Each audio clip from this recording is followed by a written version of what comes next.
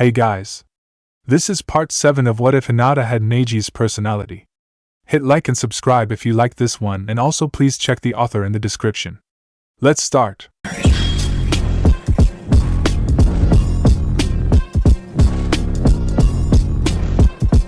Chapter 41. Late Lunches and Battle Plans. Generally speaking, morning was indicated by the streaming of sunlight through one's window. The reassuring warmth of a new day. The comfort of a set of clean and personally chosen bed sheets that fit your preferences. These were givens. Things that a person could always look forward to. As it turned out, such luxuries were quite assuredly not afforded to hostages. Shikamaru Nara instead awoke to the same darkness that had coerced him into repose the previous night. Properly speaking, the shadow user had no clue what time his conversation with Gaara had occurred. For all he knew, it had happened in broad daylight that was only shielded by the sandstone walls of his confinement. Despite the uncertainty, Shikamaru groaned and threw his legs over the side of his bed, firmly planting them on the floor before tentatively standing to his feet. To his relief, his balance was sound enough for him to remain upright with no detectable issues. After stumbling around in the dark for a minute or two, Shikamaru discovered the handle to the room's door. Upon entering the hall, the Nara's eyes were assaulted by light, causing him to flinch and back up the wall. Recovery took a few moments, but came fairly quickly. With his bearings regained and his vision restored, Shikamaru began his trek down the corridor, crossing numerous people who appeared to be service workers along the way. The looks they gave him were telling. They knew exactly why he was in Sunigakure. Each and every time the genin attempted to make eye contact, the person in question would avert and scurry away. I'm an alien to them. Just a strange tumor.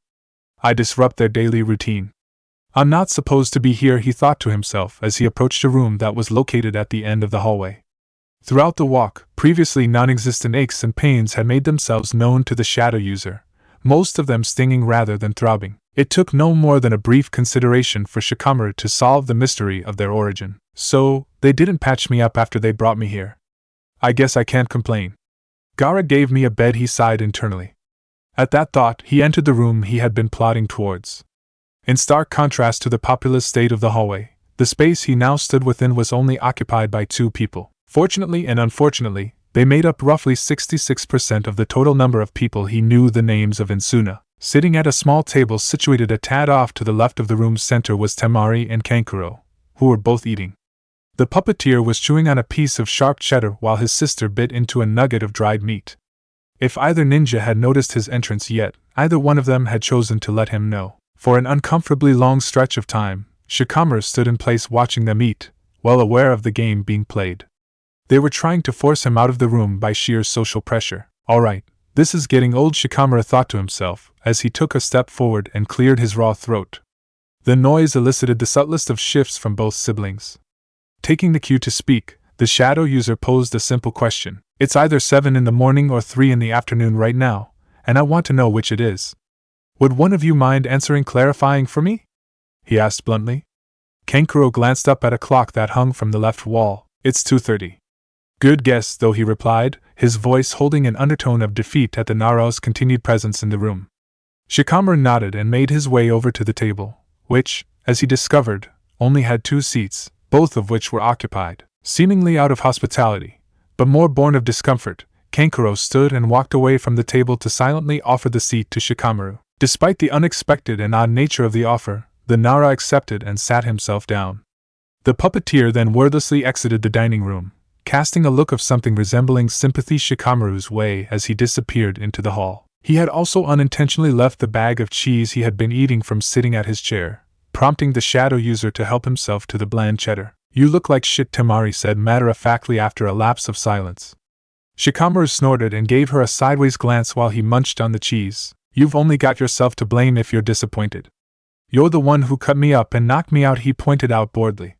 The fan wielder shrugged and tossed aside her empty bag of salted meat. Yeah, but you could have at least taken a shower before coming out here, she countered. The shadow user popped another piece of cheese into his mouth and shook his head. You say that like I know my way around.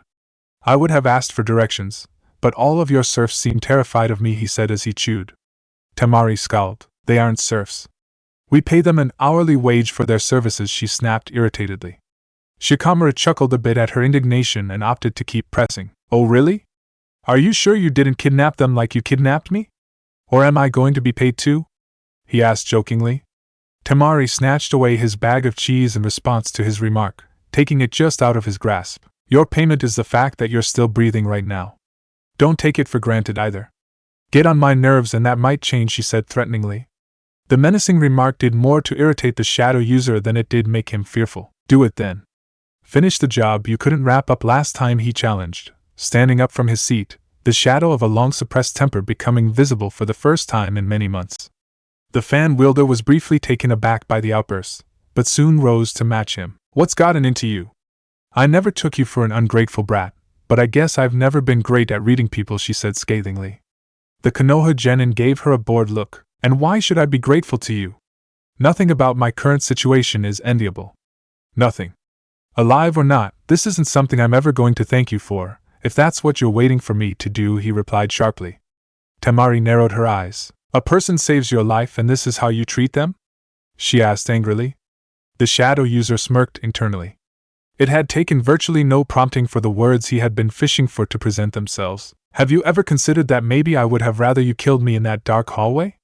And while we're on the topic, why don't you explain to me why the hell you brought me back here? By Gaara's own admission, this wasn't his idea, he demanded. The sand Kunoichi, for the most minuscule of moments, hesitated. Isn't it obvious? You're a hostage. You're only here to be bait, she responded a tad too confidently.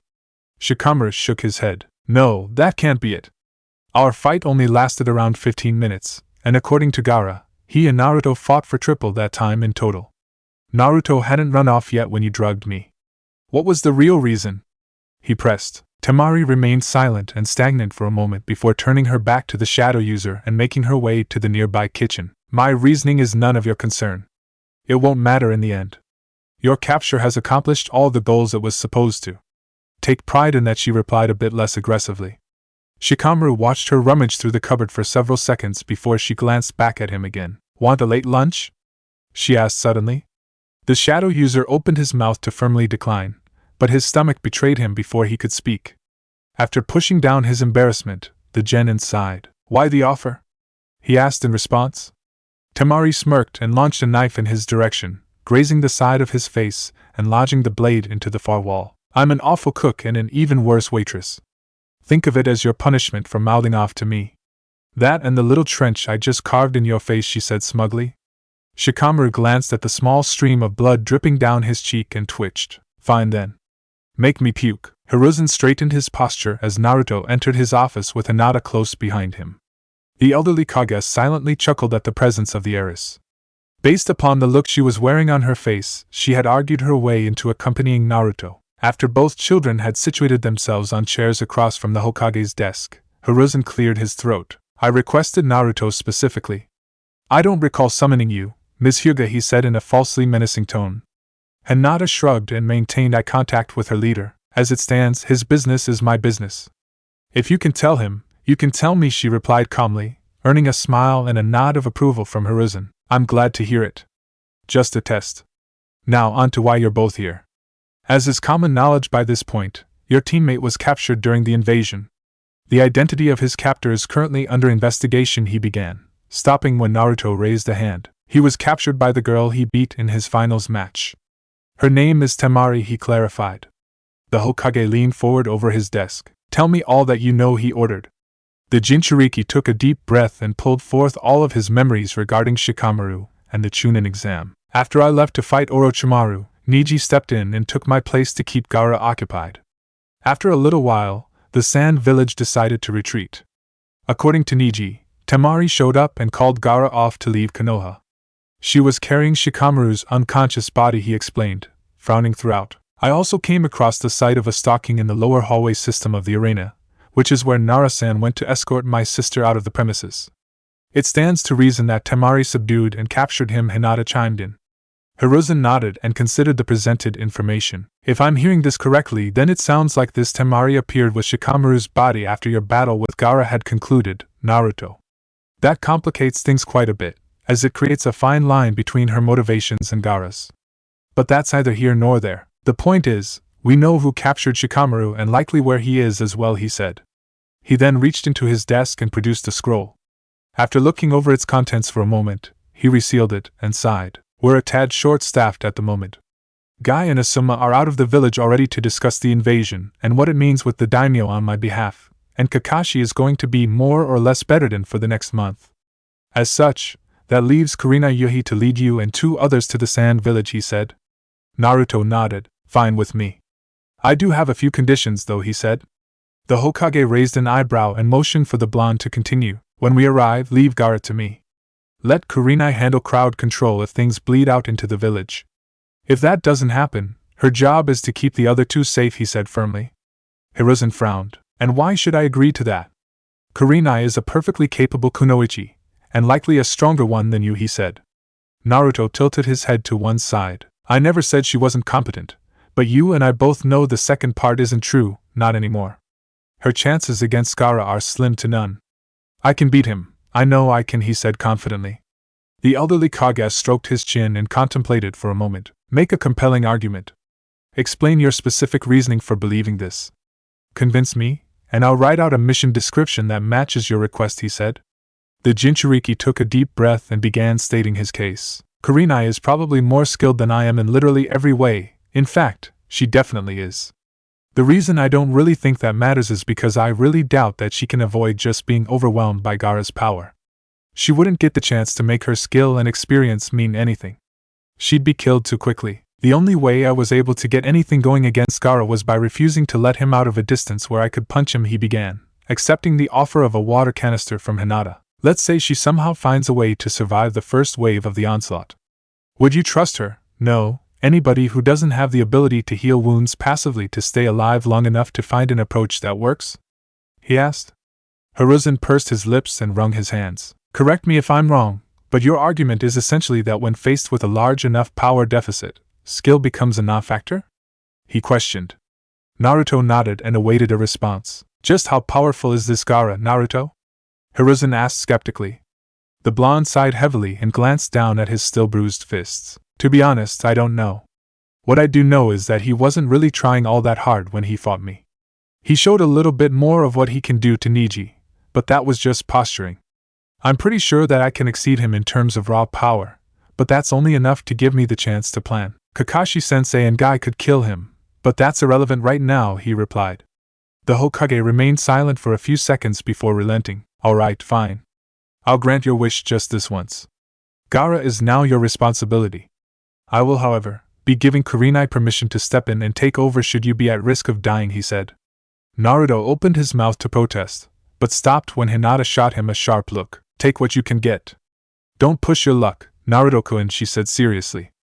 Naruto begrudgingly nodded and stood up from his chair. I want Neji and Hinata as my teammates on this mission, he said. The Hokage chuckled and gave him a thumbs up. Already written. It was never going to be anybody else, he said, earning a grin from the blonde. The old man then shooed the pair out of his office while he prepared the particulars of the perilous assignment. The countdown had begun. Soon, a Jinchuriki would fall. Chapter 42. A sip of clarity. Shikamaru rubbed his eyes as he trudged through the hallway he had now become quite familiar with. It had been 3 days since his first awakening in the Wind Country, and while it had not been an enjoyable 72 hours, the genin had quit fretting about his situation. It was what it was, and there was no way to change it. Much of the reason for Shikamaru's relative tranquility was attributable to the routine and domain he had created for himself. He snapped awake at 6 every morning, left the room for breakfast at 7, returned to his room by 8, and waited for noon. Once the aforementioned hour arrived, he would eat lunch. After his meal, the shadow user would take a walk around the estate, which was even larger than he had imagined was possible for a single building.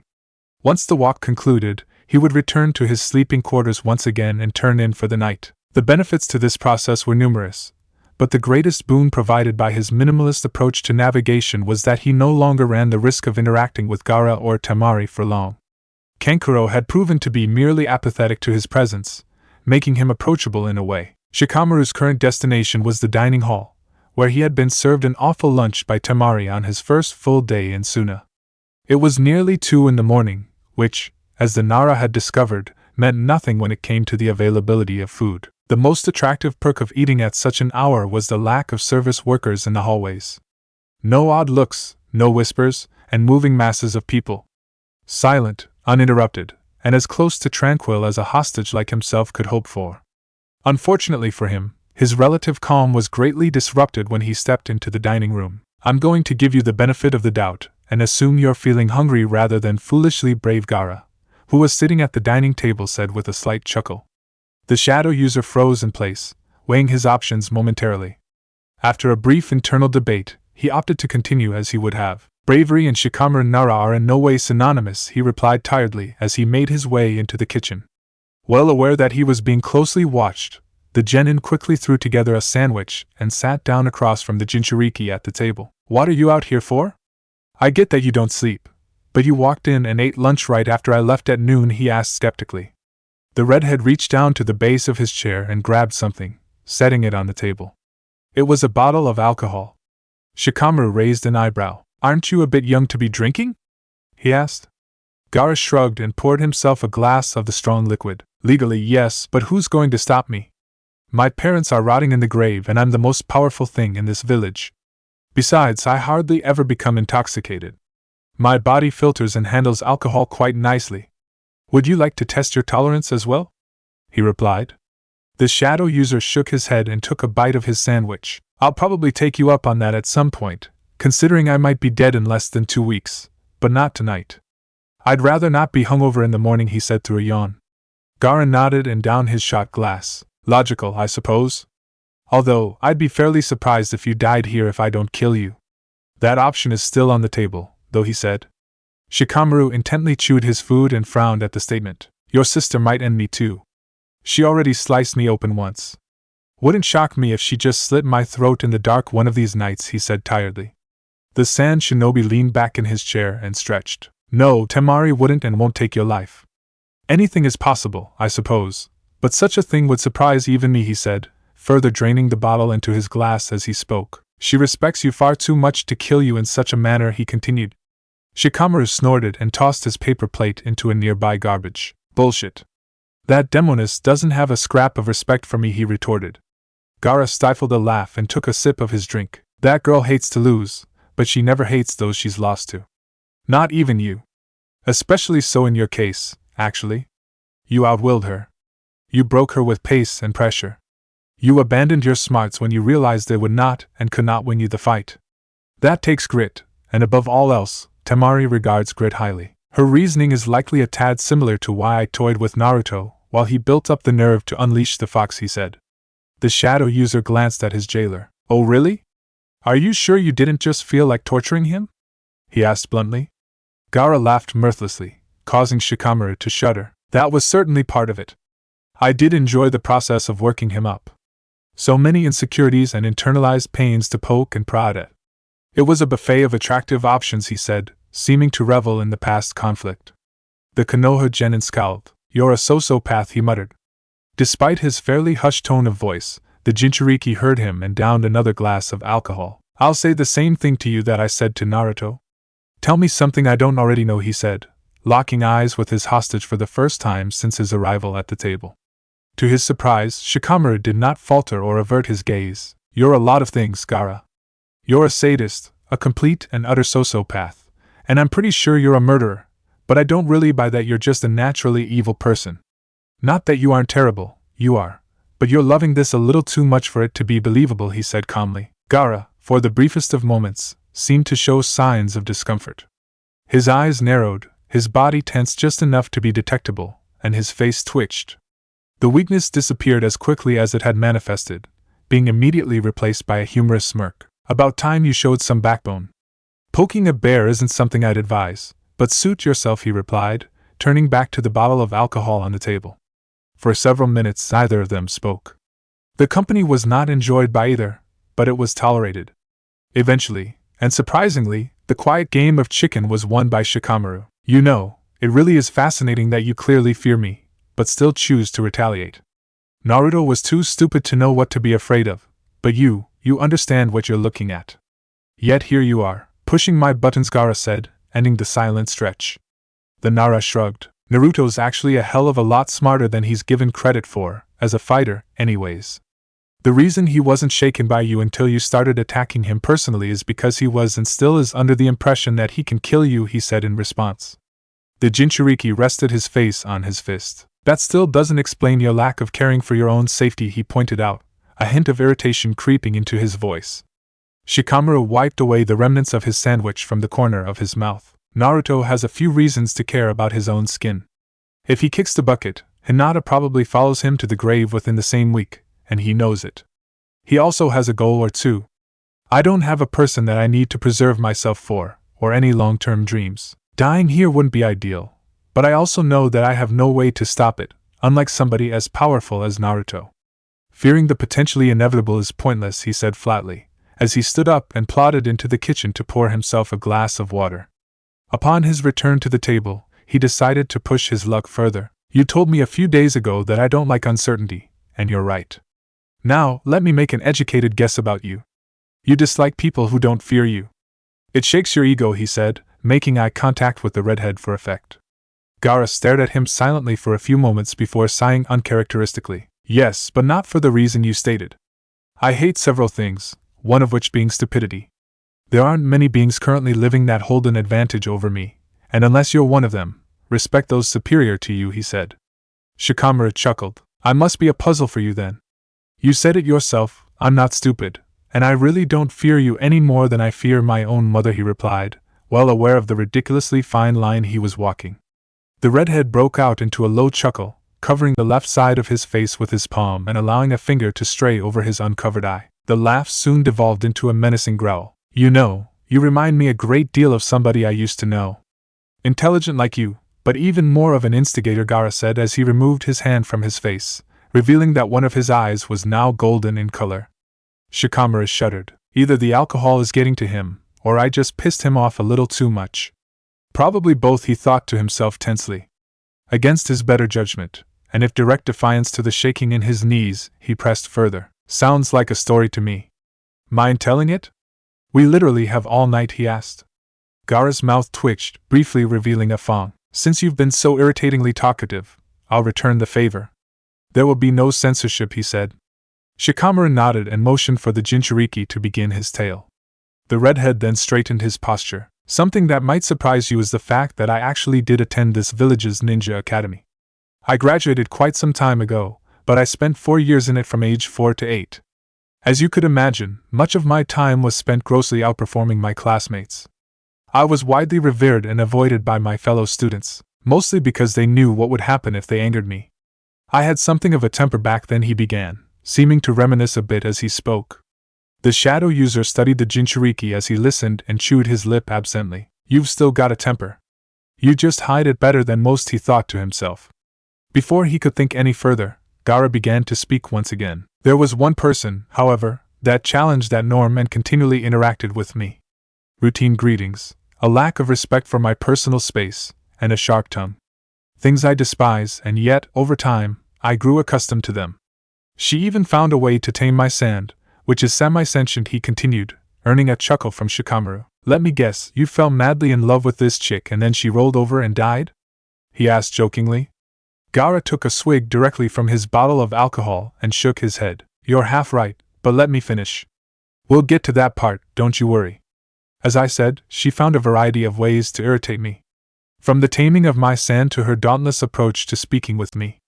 She was an insect compared to me, but still refused to act subordinated to me in any way. This went on for around 6 months, with this girl treating me as though we were equal, seeking me out day in and day out, he said, stopping abruptly. The shadow user frowned as Gaara seemed to struggle with something. His face remained unchanged, but his silence told a story of turmoil. After another 10 seconds of uncharacteristic and foreign silence, the Jinchuriki continued. Once those 6 months had passed, she disappeared. Gone with the wind, it seemed. For the next 3 weeks, the instructor would skip her name when taking attendance. On the final day of the 3rd week, I attended a public execution with my father. The man was never one for parenting, but he did seem to enjoy taking me to political events and such. Executions obviously included, he said, his voice taking on a new tone. Shikamaru felt his blood run cold as he easily deciphered the remainder of the story. Is that grief I hear? He thought to himself in disbelief as he finished the last of his water. His theory was soon given more weight as Gaara lowered his eyes to his shot glass, which he soon began to fiddle with. Much to my shock, the very first person up to the gallows was the very same girl that had disappeared. For the first and only time, I found myself struggling to keep my eyes on the convicted as a rope was tied around her neck. Just before the hangman could kick her off the edge of the platform, she caught sight of me. Instead of looking distressed or disheartened, she gave me the same friendly smile she always gave me, he said, inadvertently shattering his shot glass as his body tensed. The Nara looked on in shock as Gaara concluded the horrific tale. She was then kicked down from the platform. Unfortunately for her, her neck didn't break immediately, leaving her to suffocate to death as the rope strangled her. She hung there for nearly a full minute, struggling and twitching all the while. Just as it looked like the oxygen deprivation was about to kill her, she turned to me again and mouthed a few words. To this day, I haven't been able to decipher them. Once her mouth stopped moving, so did the rest of her body. She was dead, the Jinchuriki said as he picked shards of broken glass out of his palm. Shikamaru swallowed and shook his head. Dear God, he muttered. Gaara gazed down at his bloody palm and chuckled bitterly to himself, the laughter born less of humor than it was of long-suppressed pain. As it turns out, her execution and arrest had been ordered by my father once he had caught wind of her involvement with me. He claimed that she was a burden to me and nothing more. I despise him for making such a call on my behalf. If anybody was going to kill that girl for her indiscretions, it should have been me. More than that, though, I found myself pained by her passing for reasons I still don't fully understand. That night, deep in the desert, I made a pact with myself and the demon inside of me, he said, pushing up the left side of his bangs with his injured hand as he spoke to clear a visual path for the kanji for love. For risk of emotional turmoil, love only myself, live only for myself, and above all else, care for myself only. To give myself a permanent reminder of this oath, I carved the symbol for love into my forehead. Every time I look in the mirror, my mindset is made fresh and new, he explained, his forehead now stained with the blood from his hand. What was her name? He asked. Gaara glanced at him out of the corner of his eye suspiciously, but eventually relented. Matsuri, he replied, his tone making it clear that he had said all he was willing to say on the topic. The shadow user nodded and looked at his empty water glass. He then reached across the table and took Gaara's bottle of alcohol, pouring himself a small glass of it and setting the container down. The Jinchuriki raised an eyebrow. Finally feeling down enough to drink? He asked only half-jokingly. The Konoha genin replied by downing the liquid and wiping his mouth of the excess. Yeah, but don't be too proud of yourself. It has more to do with me being here at all than your story. While we're on the topic of drinking, though, why do you do it? The saying goes, some drink to remember, but most drink to forget. Which are you? He asked. Gaara glanced down at his wounded hand once more. Neither. I drink to understand. Hinata tapped her foot impatiently as she awaited the return of Naruto. She and her teammate had finally been given a date for their departure to Suna, roughly 2 weeks, and the blonde had been training at an absolutely hellacious pace since the revelation. The heiress had been preparing diligently as well, but her rate of conditioning utterly paled to her partner's. The announcement of the departure date had come 3 days ago, and by Hinata's estimation, Naruto had spent 18 hours per day training since. As a result of this, the Hyuga girl had seen very little of the Jinchuriki recently. The remaining 6 hours of his days tended to be spent sleeping, leaving little time for interaction between the two. To remedy this issue, at least on that day, Hinata had opted to wait for him outside his front door. This really is selfish of me, but oh well. A girl has the right to self-indulgence once in a while, she thought to herself with a sigh. After a short 5-minute wait, her person of interest trudged his way up the stairs. Naruto, looking quite tired, made his way onto the floor of his apartment slowly, spotting Hinata after a moment. Oh, Hinata. How are ya? He asked somewhat raggedly with a smile. The heiress returned the smile and waved. Quite well, a bit sore, but that's to be expected. I must say, you look quite labored, Naruto-kun, she replied jovially. Naruto sighed and nodded as he slowly made his way to the door. The heiress politely opened it for him and allowed him to enter before sliding in and shutting it behind her. The blonde meandered over to his kitchen table and sat down, prompting his teammate to follow him. Want me to make us some food? I've probably got just enough energy to do it, he joked tiredly. Hinata shook her head and stopped walking in front of the seated blonde. She then stepped into his personal space. No, you've worked hard enough already. Let me do the rest of the work, Kay, she said. Before the Jinchuriki could respond, the heiress set herself down on his lap and ran a hand through his hair. What are you? He began, clearly uncomfortable with the sudden development. Hinata silenced him with her mouth before he could finish the sentence, planting a soft kiss on his lips. Let me help you unwind a bit, Naruto-kun. You're very tense, she purred suggestively. Finding himself both too tired to resist and not entirely opposed to what his now girlfriend was doing, Naruto shrugged. I'm really sweaty, though, he pointed out.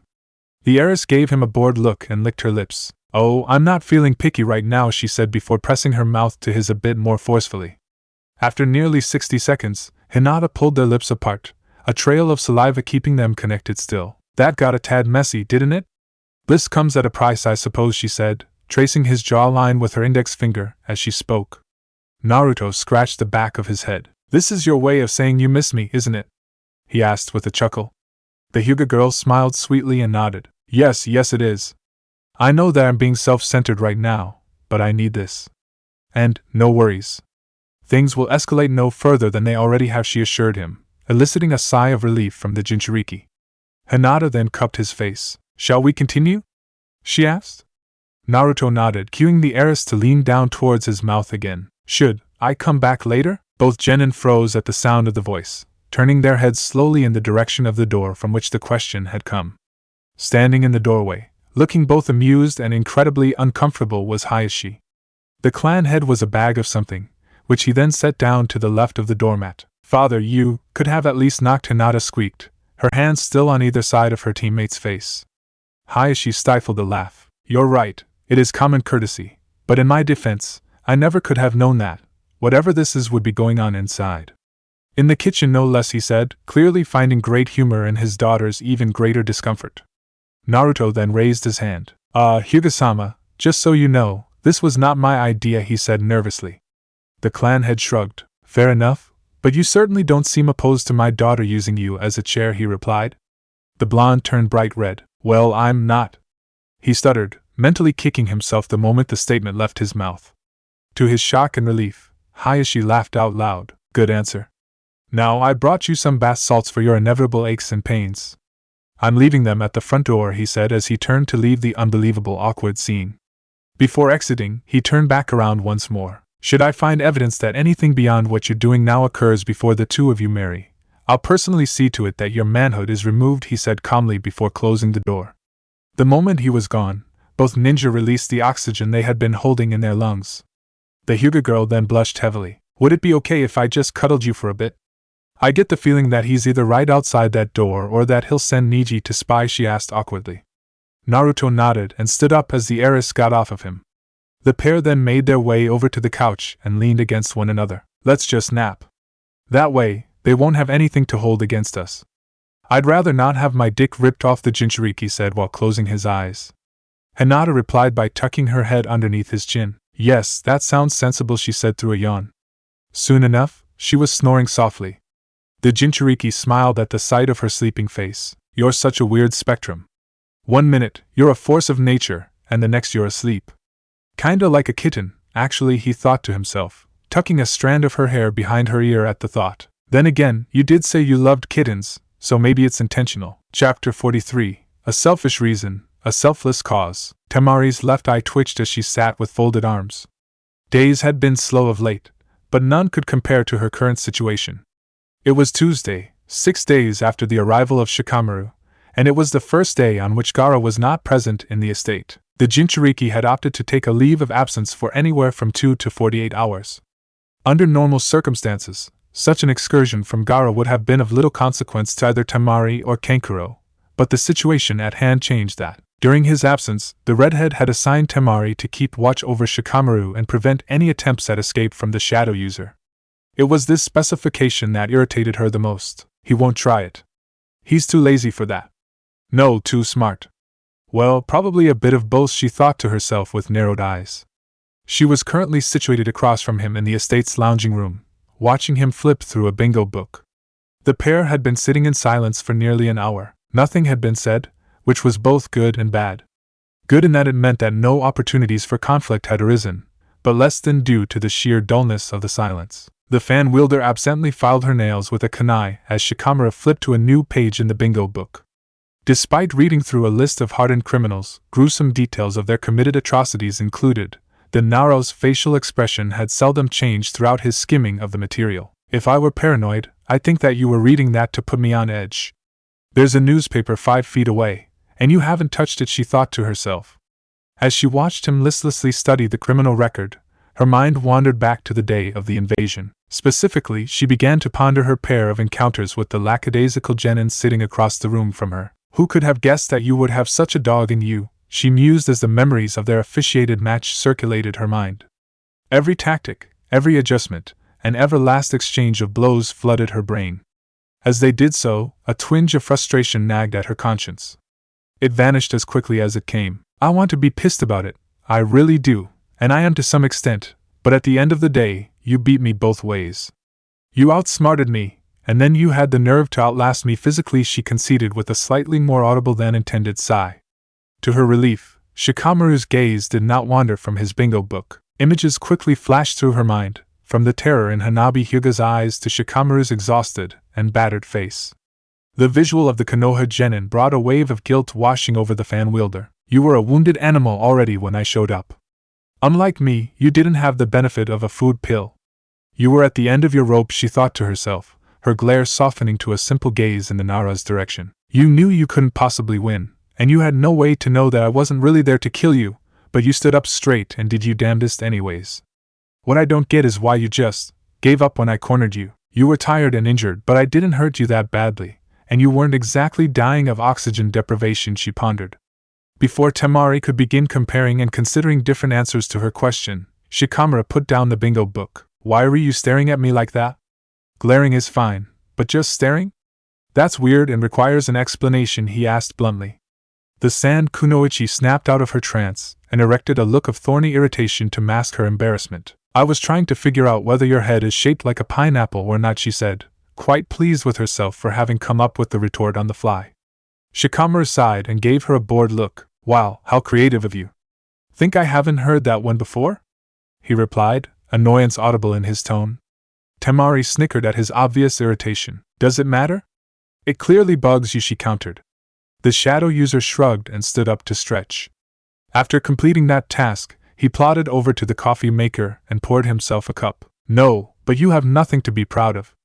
Unless you and Gaara are cut from the same sadistic cloth, he said, earning a raised eyebrow from the fan wielder. That's a new look from you. Wake up on the wrong side of the bed this morning?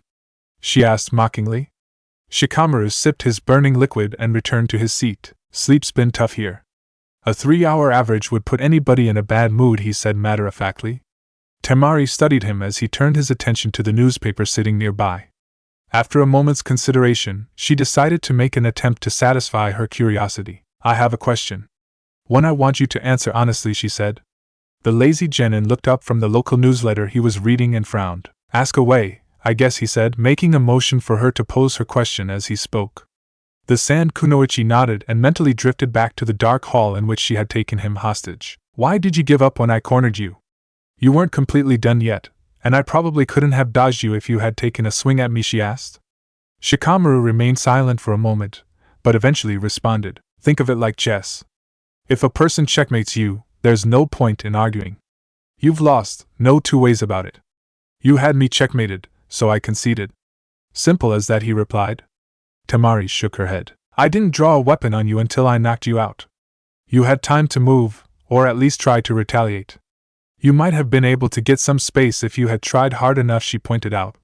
The shadow user put down his newspaper. Trying hard isn't something I do. And before you say it, I only pressed so hard during our match because I needed to inform my sensei that something was coming.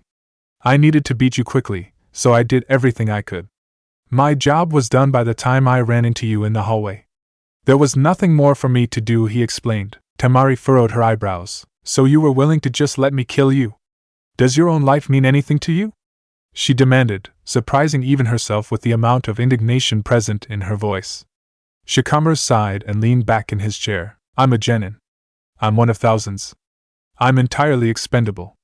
By informing my superiors of an oncoming threat, I had already accomplished more than most chunin can claim to have done. That was enough for me, you know? It still is, he replied numbly. The sand Kunoichi's hands curled into fists at his words. She shot to her feet and stormed across the lounge, seizing Shikamaru by the front of his shirt and heaving him to his feet. Expendable? Really? Human life is human life, bright eyes. It doesn't matter who it is, it has worth. You included, as much as I hate to say it. Don't insult all of the young ninja who lose their lives on the battlefield and on missions, she hissed. Shikamaru scowled and attempted to remove her hands from his collar to no avail. You aren't getting it. I never said that genin are, as a group, expendable. I said that I'm expendable. I have no way to know who or what my comrades can or will become, but I do that about myself. I won't be important in the long run, so I'm not an essential commodity. I can be replaced by somebody more promising, he clarified. His answer did nothing to quell the anger of the sand Kunoichi, who tightened her grip on his shirt. Yeah? And how is that any better? You're giving up before you even try, and you of all people shouldn't sink so low. Like you said, you actually put in some effort when you fought me, and you won, damn it. Even if we use your stupid ideology, you could be important in the future if you just got off your ass and tried to be, she said. Shikamaru clenched his jaw. Why are you so offended by this? Me thinking of myself as expendable, which, logically, I am, is of no consequence to you. There's no reason for you to be so fired up, he asked Wrigley. Temari yanked on his collar again, sending his forehead crashing into hers. Despite the collision, she maintained her grip. Because I put myself at risk to make sure you survived the invasion. If I hadn't put you to sleep and taken you with me, Gaara would have come looking, and he would have torn you to pieces. It was still a dice roll as to whether or not Gaara would even go along with the whole hostage thing, and if he had refused, I would have been questioned and maybe even punished for it, she practically yelled. Hanging on to his composure by a thread, Shikamaru asked a question he had asked once before. Then why did you do it? What's in this for you? You said it yourself, it was a risk. Why were you so hellbent on me surviving? He asked as calmly as he could. Much to his surprise, the question seemed to quell the flames of Temari's anger. She slowly released him from her grip and let her arms drop to her sides. Have you ever considered that maybe, just maybe, I'm not all that sure myself? She asked quietly. The shadow user sighed at the response. Well, you definitely have some idea, because it seems to be your basis for hating the way I talk about my self-worth, he said. The fan wielder raised her eyes up from the floor and gave him a strained look. You didn't deserve to die. Especially not to Gaara, she replied. Shikamaru chewed his lip absently as he pondered the answer. Well, let me throw some of your own logic right back at you then. Neither did the other people who your soldiers slaughtered, he said bluntly. Temari flinched at the harsh remark, but didn't let it scare her out of responding. You're right, but I couldn't have taken more than one person, and frankly, none of those people mean a damn thing to me, she said honestly. The Konoha genin reached down and grabbed his cup of coffee. He downed the rest of it and tossed the cup into a nearby garbage can. And I do? He asked simply. The sand Kunoichi shrugged and shook her head dejectedly. I never said I wasn't selfish, she said in response. The shadow user frowned at the statement and scrunched up his eyebrows. That isn't an answer, he said, perplexed by the meaning, or lack thereof, of his overseer's reply to his question. Temari stepped back and cracked her stiff neck. And I don't have to give you one. As things stand, you're the prisoner, and I'm the jailer. I don't take orders from you, she said, returning to her original seat as she spoke.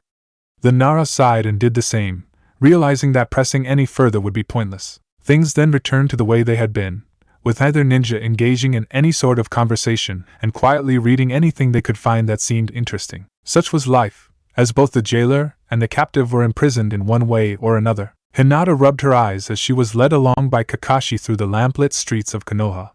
It was late, nearly midnight, and her sensei had decided to drag her out of bed in order to show her something. Her father had not been notified, and neither had Neji, meaning that discovery of her absence would result in a complicated series of conversations. Despite the potential risk, the heiress was far too curious as to what her instructor had felt so compelled to show her. It must be fascinating, given that he himself is weakened, she thought to herself. While he was still fully capable of walking and performing basic tasks, Kakashi's chakra system had been ravaged by his overuse of his Sharingan against Orochimaru, meaning that he was unable to utilize jutsu of any kind for the next month or so. What is it we're headed towards, if you don't mind me asking? She asked curiously. The silver-haired ninja glanced over his shoulder and picked up his pace, prompting the heiress to do the same. There's something I think you need to see. You'll understand when we get there, he said vaguely.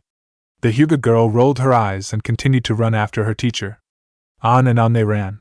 For nearly 10 minutes, they ran through training ground after training ground. Eventually, Kakashi stopped running and signaled for Hinata to leap into a nearby tree with him, an order that she followed. Why are we out here? To my knowledge, this field is abandoned, she asked skeptically. The Jonin pointed off into the distance. The heiress glanced to where he was directing her and activated her Byakugan. Once she had done so, two figures came into view. She recognized them instantly. Why are Naruto-kun and Hokage-sama sparring in the middle of the night? She asked no one in particular.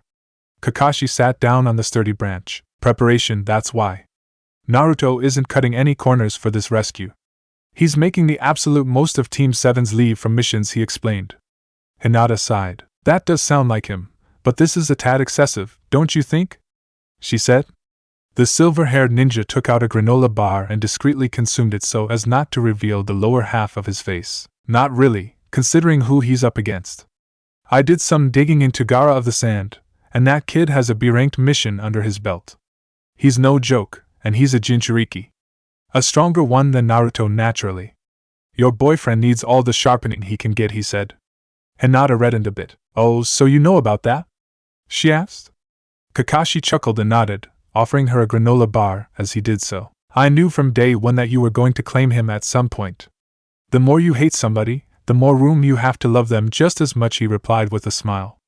The heiress returned the gesture, but soon frowned. Is this all you brought me out here for? To show me how hard he's working for this? She asked. The silver-haired ninja shook his head and turned his attention back towards the distant sparring session. Take a close look at Naruto, and tell me what you notice about him, he said. Hinata did as she was told and focused her dojutsu on the far-off blonde. After nearly a full minute of inspection, she furrowed her eyebrows and funneled more chakra into her eyes to increase her range of vision even further. What she saw was jarring. He's encased in some sort of red chakra mass. His eyes are red as well. It looks to me like the fox, she said tensely. Kakashi nodded and gave her a sympathetic look. What you're seeing is the form he assumed when he realized he was cornered against Orochimaru. It's the stage beyond what he used against you in your preliminary match, he clarified. The heiress felt her stomach churn at the awful chakra she was sensing. What vile energy.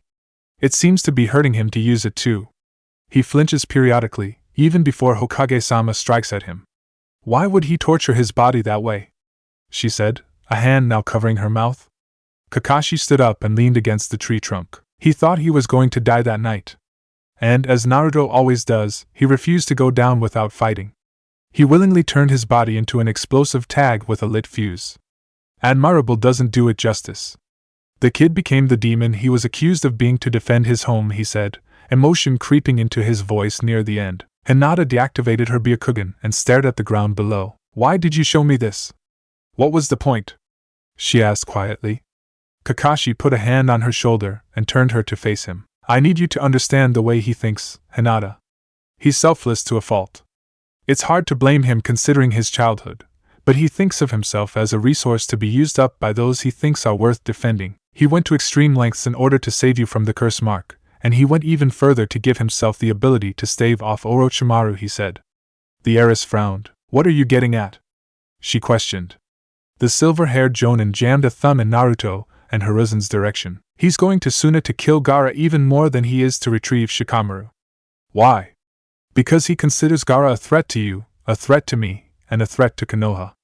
He's trying to ensure the safety of the things he cares about, no matter what it costs him, he explained.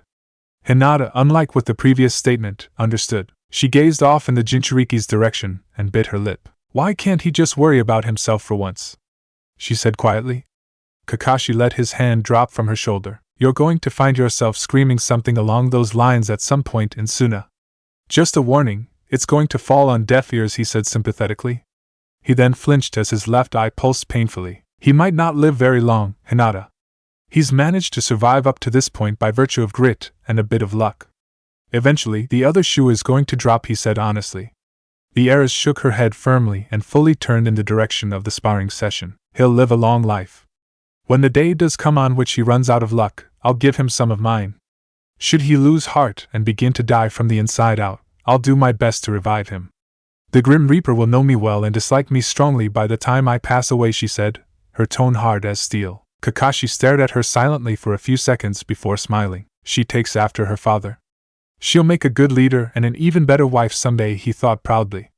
Eventually, the Jonin grew tired of sitting in the tree and left to sleep, leaving Hinata alone to watch her teammate learn by harsh experience from their village's leader. An hour later, Naruto collapsed out of exhaustion, prompting Hinata to swoop in and carry him home, much to the amusement of Hiruzen. Chapter 44, Pest Extermination. Gaara sighed to himself as he straightened his collar and dusted off his front.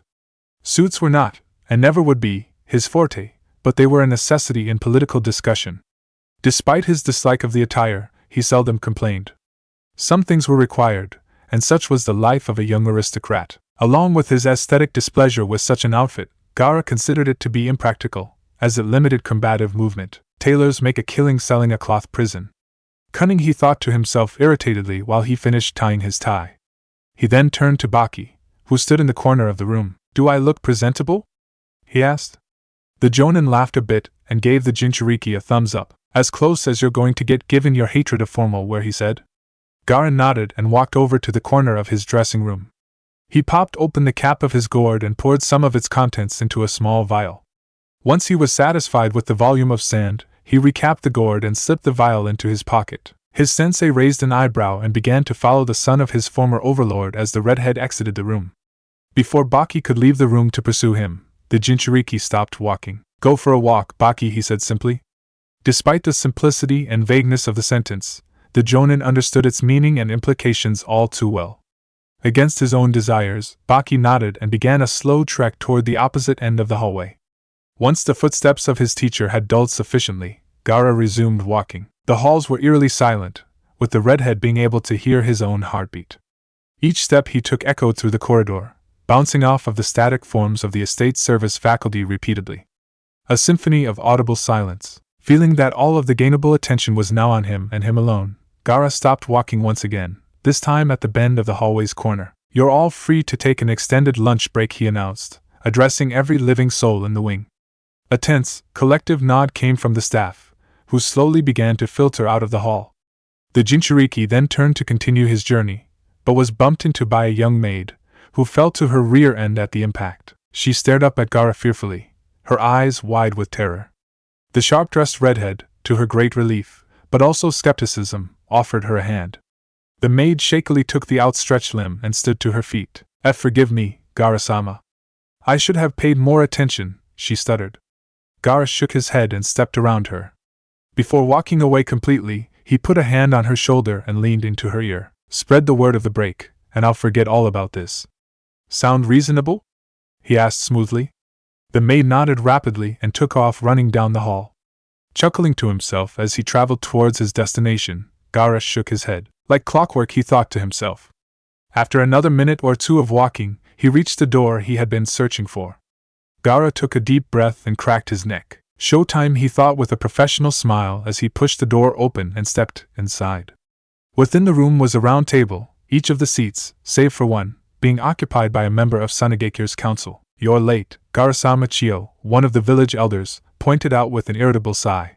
The redhead bowed apologetically and sat down in the free seat at the table. "Forgive my tardiness, Chiyo-san. I was hampered by a conflict amongst the service staff.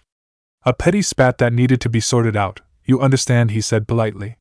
A grumble resonated through the room, but nobody spoke a word.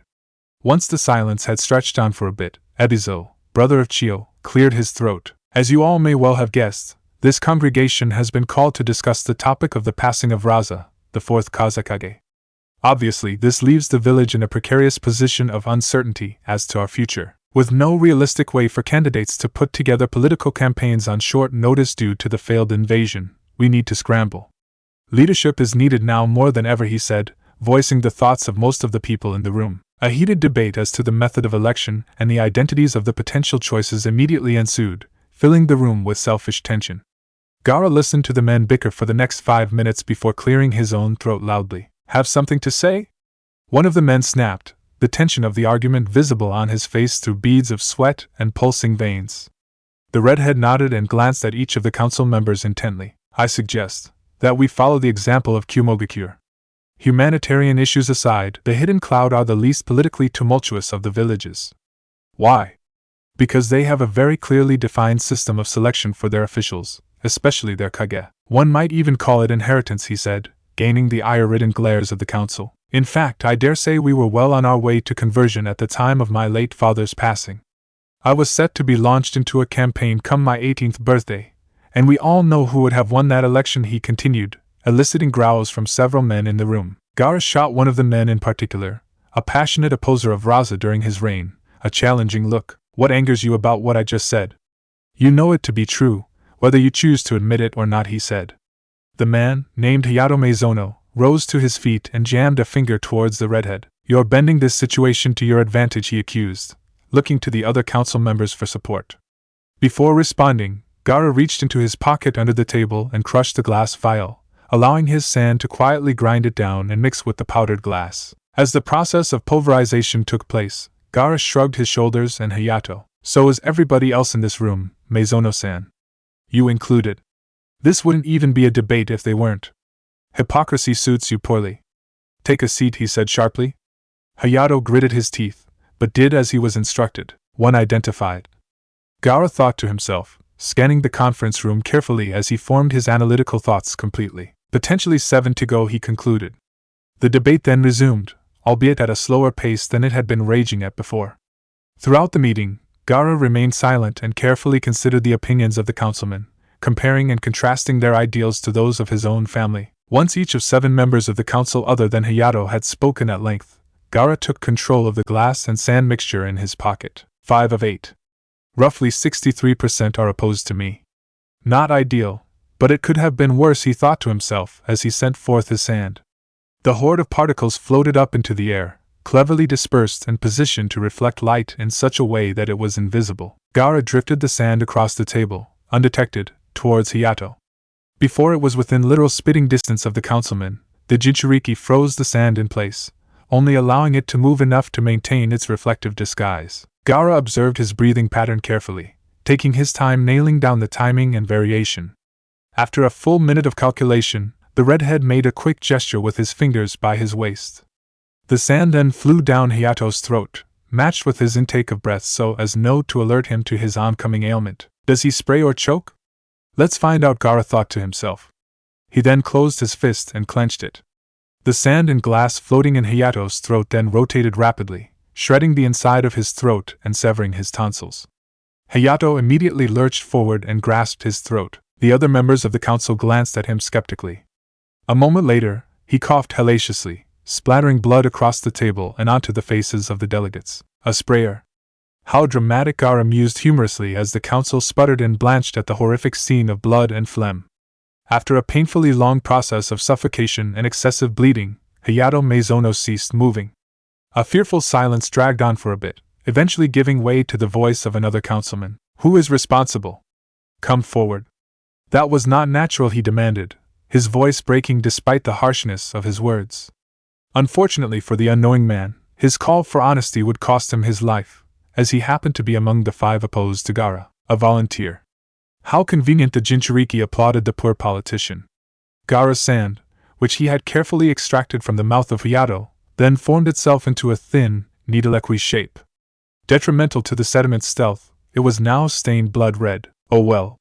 This was never going to be covert anyway, he thought with a sigh as he stood to his feet. Gentlemen, he began, pausing his sentence to snap his fingers and prompt his now red sand into action. The sand needle then speared itself into the councilman who had called for the perpetrator's neck, piercing his jugular and producing a similar mist of blood to the first. Forgive the mess, he finished. Before anybody could react to the second murder, the throats of the 3 remaining opponents of the ruling family of Suna's agenda were cleanly slit. Once the sounds of choking and cries of pain died down to silence once more, Gaara looked to each of the remaining members of the council. Wipe those looks off your faces. You won't be dying here today. We share the same goals and ideologies, so I have reason to spare your lives. Prove yourselves to be sufficiently beneficial to my family, and we may even do you some favors, he said, the calmness of his tone starkly contrasting the 5 corpses lying on the floor of the conference room. What will be done about these bodies, Jigara-sama? One of the 3 remaining councilmen asked shakily. The Jinchuriki thought for a moment before looking over to Chiyo, who was still sitting in the corner of the room wearing an unreadable facial expression. You were a skilled medical ninja in your day. Could you find a way to alter an autopsy to make this look a bit more accidental? He asked. The old woman stared at him intently, seemingly weighing her options. Yes, I could. It may take me a few hours, so I'll need this room to myself, she replied. Gaara nodded and turned his attention back to the terrified, tattered council. That takes care of that. Any other questions? he asked, his tone making it crystal clear that any responses would result in bloodshed. All three men shook their heads rapidly and bolted out of the room. Once they were gone, Ebizo spoke. Was that really necessary, Gara-sama? He asked. The Jinchuriki shrugged his shoulders and stretched with a look of satisfaction on his face. Perhaps not, but in the long run, I believe this will smooth the road a bit, he replied. Chio sighed heavily and sipped her tea. For who, exactly? Yourself? She asked rhetorically. Gara, much to her surprise, shook his head at the question. As I'm sure you're aware, I'm rolling the dice in a few weeks' time. This was mostly for myself, but in the event that I am slain, some family security is always nice, he explained. Ebizo laughed a bit. I'm genuinely shocked you care enough to make such a consideration, he said bluntly. The redhead ignored the remark and shifted his bloody hoard of sand into the shape of scythe. I've killed my fair share of people in my time, and very few of them have reacted positively to the immediate knowledge of their oncoming passing, he commented thoughtfully. It seems that most people wouldn't consider death to be a sweet release in accordance with the saying, he continued, his voice more a mutter than a strong presence. Chio raised an eyebrow at the stream of thought. Would you? She asked curiously. The Jinchuriki turned around and began to walk towards the door of the conference room, stepping over several bodies on the way. Yes, but only by the hands of a worthy executioner. Are you properly packed? Hinata asked for the third time that hour as she watched Naruto lock up his apartment, a backpack at his feet. The blonde groaned and picked up the storage unit, slinging it over his shoulder. For the last time, yes. I have rations, a change of clothes, and because you forced me, a book, he listed tiredly. The Hyuga girl nodded in approval and closely accompanied the Jinchuriki down the stairs of the building. Once they reached the bottom, Naruto glanced at her. You know that this isn't a tourist trip, right? It's not like we're going to be spending all that long in Suna. If things go perfectly, we'll be there for a few hours and then leave, he said. Hinata sighed and nodded. Yes, I know. I just want to make this feel as close to normal as possible. To decrease the stress of it all, you know? She replied. The blonde smiled at the sentiment. That's sweet of you. Thank you for caring enough to think that way, but I think it would be better for me to be tense for this. I'm literally walking face first into a death match, he pointed out, a trace of humor in his voice. Despite his attempt at a joke, the word death in association with his name visibly bothered the heiress. She immediately grabbed hold of his hand, squeezing it to the point of numbness. Win, lose, or draw, you won't die in Sunigakure. If somebody meets their end in the desert, it will be Gara. I'll make sure of that, she said rigidly. The Jinchuriki frowned at her newfound intensity. I appreciate the thought, but where's this coming from? He asked skeptically. Hinata softened her grip on his hand and neatly entwined their fingers. I promised you that I would keep you safe, remember? Given the amount I've already deceived you, I would rather not break another vow, she said quietly. Naruto, much to her surprise, laughed at her declaration. You don't really have the cutest personality on the surface, but there are little parts of it that are adorable sometimes, he remarked. The Hyuga girl blushed red at his words. Is that so? What specifically caught your attention just now? She asked, her embarrassment audible in her voice. The way you speak. You talk like a politician giving a speech on the death toll in a war. It sounds super intimidating when you're mad, but when you're being nice or sweet, it just sounds so funny. I love it, he said. Hinata reddened further and looked to the ground to hide her flustered face. I can't help that I was raised in an environment that molded my speech patterns that way, she said meekly. The blonde smiled wide at her uncharacteristic shyness. Never change it. I used to hate the way you talk, but now it's my favorite thing about you other than your personality and eyes, he said. Hinata sighed and touched her face with her free hand, finding that her cheeks were burning hot. You really are oblivious of the effect you have on me, aren't you? She asked. Naruto glanced at her face and laughed again, earning a glare from his significant other. What, pray tell, is so funny, Naruto-kun? She asked dangerously. The blonde pointed to his own face for symbolism. Your face is so red that it's clashing with your hair, he said through his laughter. The heiress scowled and infused a bit of chakra into his arm through their linked hands, causing it to lose feeling. As with my manner of speech, I can't help that my hair is blue. This is your fault, Naruto-kun, she grumbled. The pair continued to lightly bicker until they reached the gates of Konoha, where Neji and Kurinai awaited them. After a brief discussion of the route they would be taking, the group set out with the Jonin woman in the lead. It wouldn't be long until the worst day of their careers as ninja would be upon them. Chapter 45, Welcome to Hell. Temari wore a scowl as she stomped down the hall towards the door to Gaara's study. It was just after lunch, and while the food itself had been pleasant, the information she had acquired during the meal was just the opposite. As she trudged along, her uninvited companion tried to reason with her. Look, I get why you're angry, but is this really a good idea? You know him better than I do, but crossing Gaara doesn't feel like a good idea, Shikamaru said as he struggled to keep pace with the indignated blonde. Temari snorted at his question. Gaara doesn't value family much, but he tends to let Kankuro and I off easy. Besides, I'm not in the wrong here. She huffed, not bothering to glance at the shadow user. The shadow user shook his head and sighed tiredly as the fan wielder came to a halt in front of a door. Before he could step forward in any meaningful way, she turned around and stabbed a kunai into the floor in front of his feet. Don't cross the knife. This is my business, not yours. This'll be done in 5 minutes.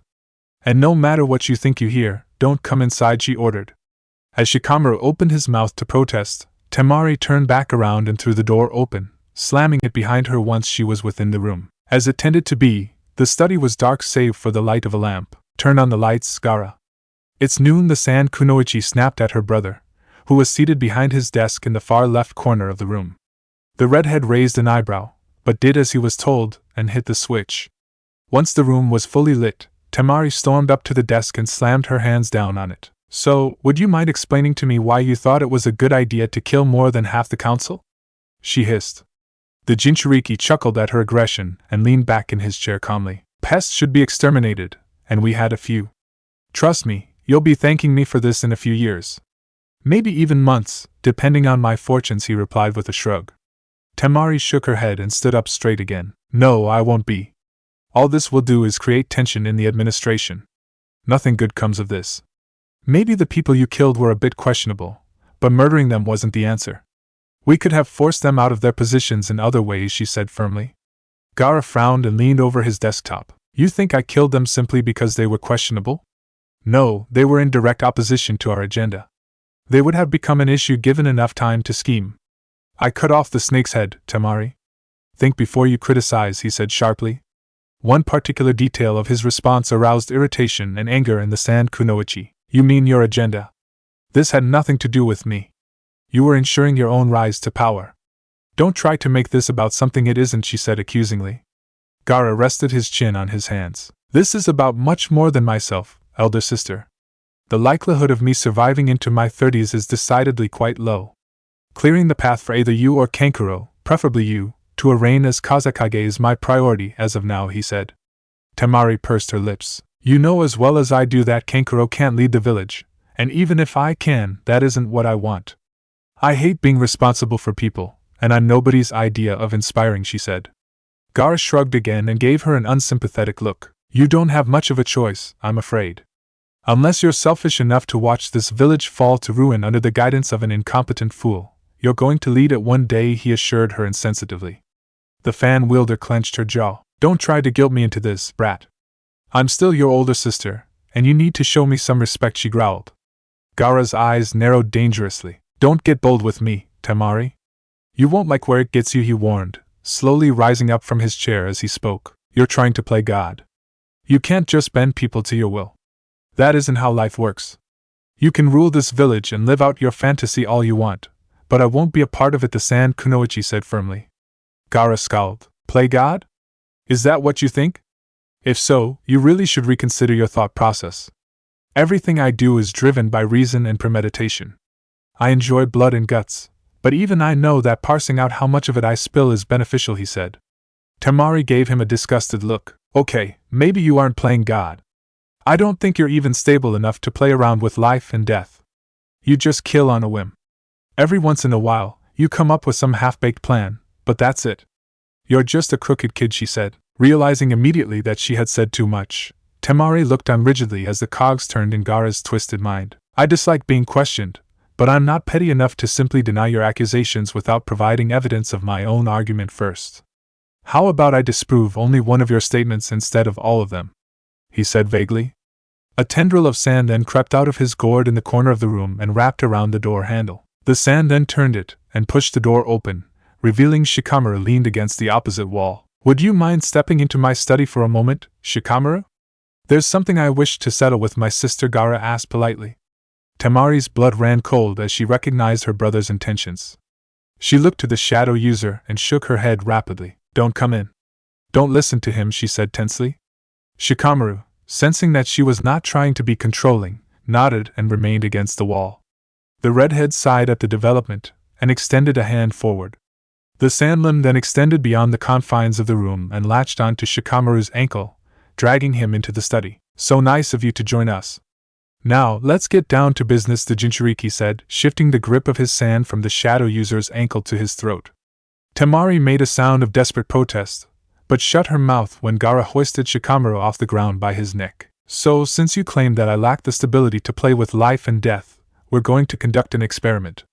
The human brain begins to hemorrhage when deprived of oxygen for 4 consecutive minutes, but I wonder, does mid-air suspension speed up that process? I'm going to hypothesize and say that it does, he said coldly. The Jinchuriki-san then clamped down on the Nara's neck, causing him to go red immediately. The San Kunoichi balled her hands into fists. What do you want? What will make you let him go? She demanded as her former foe gagged and choked. Gaara smirked. 2 things. First of all, I want you to repent for your egregious statements, and second, I want you to do it on your knees. Grovel at my feet, he listed, clearly enjoying every moment of his cruel game. Temari bared her teeth and slowly bent down to a kneeling position. I'd speed up a bit if I were you. Your little pet project is struggling. 90 seconds of suffocation can't be good for you, Gaara jeered. The Jinchuriki then stopped moving, seemingly frozen. Temari turned her gaze upwards and saw that Shikamaru had connected his shadow to Gaara's. Oh, now that's a surprise. I didn't think you had anything left in you. I guess you warrant a bit more than strangulation, the redhead chuckled as he effortlessly broke free from the Konoha Genin's jutsu. A separate strain of sand then formed at Gaara's side and shaped itself into a javelin-esque rod. The Jinchuriki positioned the new horde of serrated sand in front of Shikamaru's stomach, prompting Temari to launch herself from her knees. While she was unable to put her body between the sand spear and the Nara, she was able to grab hold of the deadly rod with her hands. Mustering every bit of her strength, the fan wielder pushed back against it and held it from puncturing Shikamaru's abdomen. Back down on her knees to better plant herself, Temari looked up to Gaara. Please stop, she begged quietly. Much to her shock and great relief, her brother granted her feeble request, releasing Shikamaru from his grip and dissipating the sand spear. You may not have taken back your foolish words, but you groveled more sincerely than I thought possible, he said as the sand returned to his gourd. The Jinchuriki then made his way over to the container of sand and slung it over his shoulder. I'll leave you to tend to him. Just make sure you've cleaned up the blood by the time I get back. I'm taking a walk, he said, exiting the room with his gourd a moment later.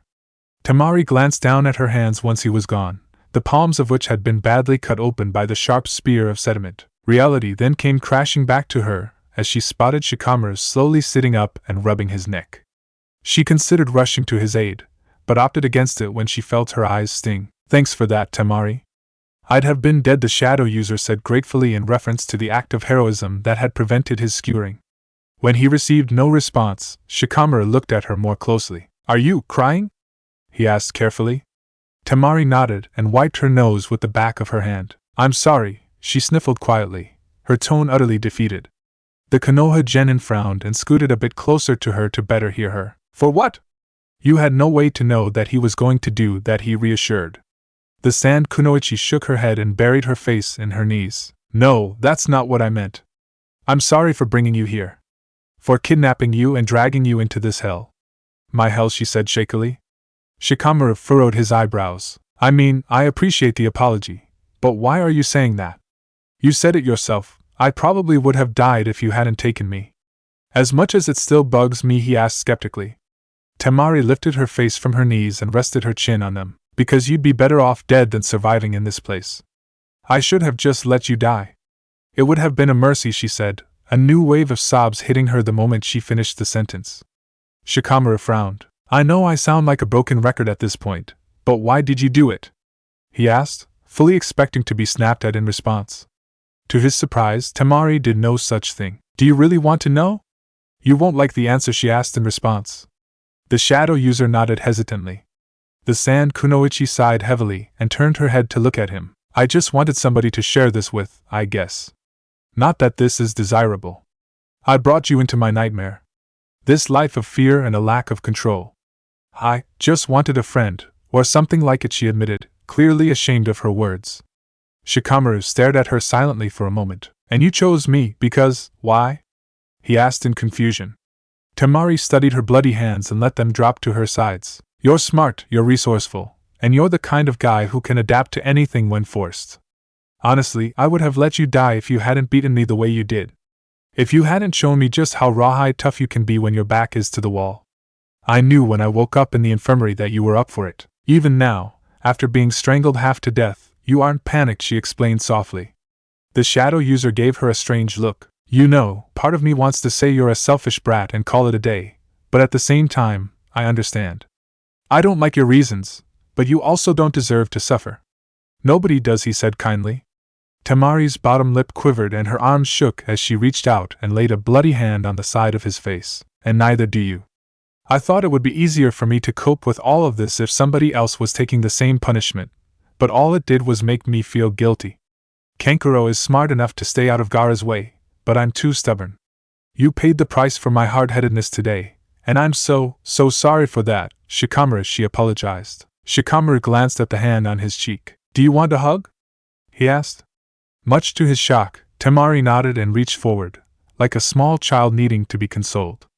Sighing internally, the recently strangled shinobi pulled her into an embrace. And before you say something about how I shouldn't get the wrong idea, don't even start. You're tired, and from what you've told me, you've been all alone for a while.